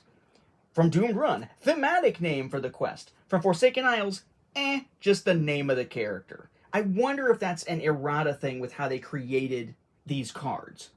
It seems weird that the stuff from Forsaken Isles, and it includes even their unlockable mythics, the quests don't have names that are thematically different than the item or character itself. I beg your pardon here, by the way, if you are now hearing maybe rain or thunder in the background. I am recording this video over the span of 4 different recording sessions just to have enough time to get through everything, and turns out here on the last day of it, it is storming outside here. Perhaps thematic for Doomed Run. Also in the Realm 4 envelope, we have 2 new copies of a single new Acolyte, the Fey Acolyte. The ability, Reveal, gain Doom equal to the number of revealed forest creatures in the line. That could go bad very quickly. And then 1 location here, Coastal Rocks. Notice that the Acolytes have the Divine symbol, whereas the location has the Dragon symbol. That brings us to Realm 5, the Northern Expanse. This one brings us a 3rd unlockable adventure. Again, all this stuff already seen by someone sorting their box. The ability cards in the envelope. This is the Serpent Folk Lancer. Serpent Folk Lancer is a D8 character, melee range, ability. Everything here is really kind of focused around the idea of poison. So you have Poison Vial. At the start of the watch phase, poison 2 the creature in X position in the line, where X is the die value spent here. So poison with a number behind it basically means that you're going to take a die and you're going to sit it on top of that enemy, set to the number there with the poison value, in this case poison 2. So you set a die on it with a number 2. And then each time it moves forward in the line, you're going to tick that number down by 1. And when it's ready to tick down from 1 to 0, that enemy dies and goes straight to the graveyard. So lots of poison here. We'll take a look at that in a moment. The Warden card here, the Nemesis, is the Horde Drake from Swords of the Coin. Warden ability, while in camp, you may take single rune actions, doubles not required with any die result. Remember, runes are those 3 symbols on the back of a map card that typically you can only use if you roll doubles or triples to use 2 or 3 at a time. This lets you use one with just a single die. That's pretty awesome. Then we have the Mythic, which is Plague Spear. And then the abilities, again, primarily focused around poison. So we have Poison Spit, Poison 3, a creature in the line. Poison Lance is Poison 1, the creature in the first or second position in the line.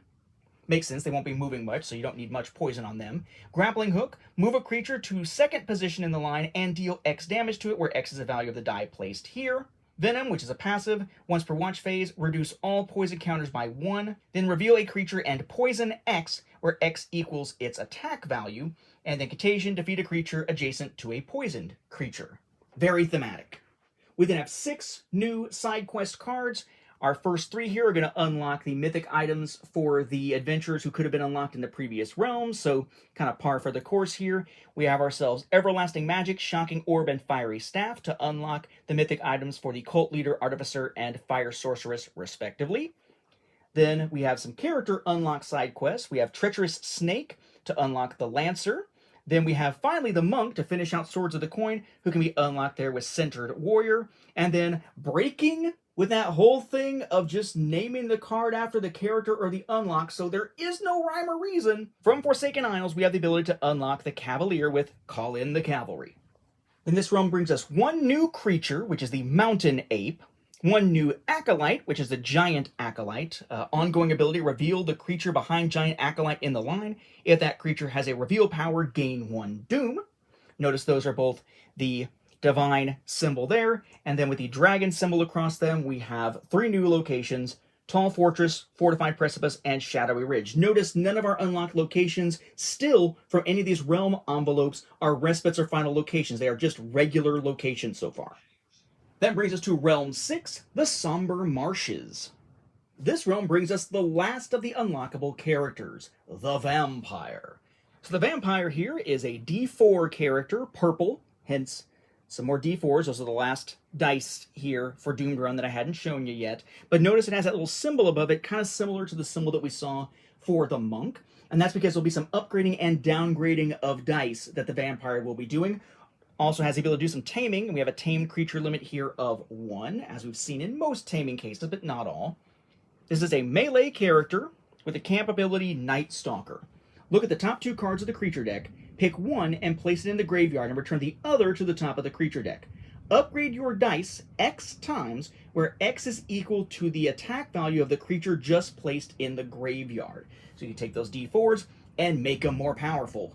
More on that stuff in a moment. Let's look at that Warden card. The Nemesis is the Living Shadow from Forsaken Isles. The Warden ability, start the realm at 0 Doom, then add an Unhallowed from the box to the top of the Unhallowed deck. Some of those later realms do start with a lot of Doom, so it's nice to have that. Then the Mythic is Blood Sigh, and then here's the abilities. So we have Immortal Pact. Add the top card of the Horde to the graveyard, then add a creature in the line to the Horde, so kind of pushing them away. Bite, defeat a revealed creature whose base health is less than your total dice roll, then upgrade a die once. So we have an upgrade ability here. Then we have Entrance, not Entrance, Entrance. Tame a human or goblin in the line, then downgrade a die once. So you're kind of upgrading is kind of like you're getting more blood power. Downgrade, you're kind of using that blood power. You have Mist Form, a passive. Once per watch phase, you may downgrade a die once instead of exhausting a card. That's pretty cool. And then we have finally Territorial. Place an undead creature on the bottom of the creature deck and upgrade a die. If it's a vampire, recover and reroll any stolen dice. Remember, vampires tend to steal dice to use as their health value or some other means as you're playing the game against those creatures. Pretty cool, pretty complex, but also the last one we could potentially unlock. The side quests this time somewhat break away with what we've seen. We do have the ability to unlock some mythics for 2 of the 3 characters that could have been unlocked from the last realm, but the mythic for the Lancer is waiting for later.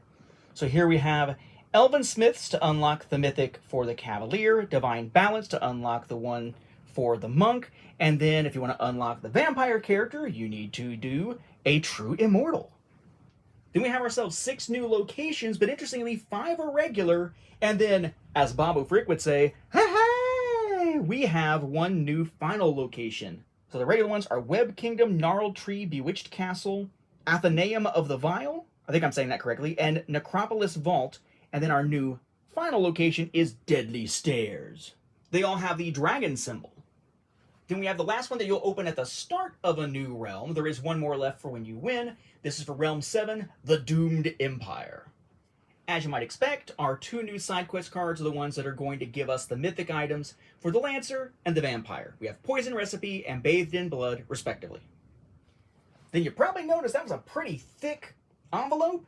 And yeah, we have a bunch of other cards here.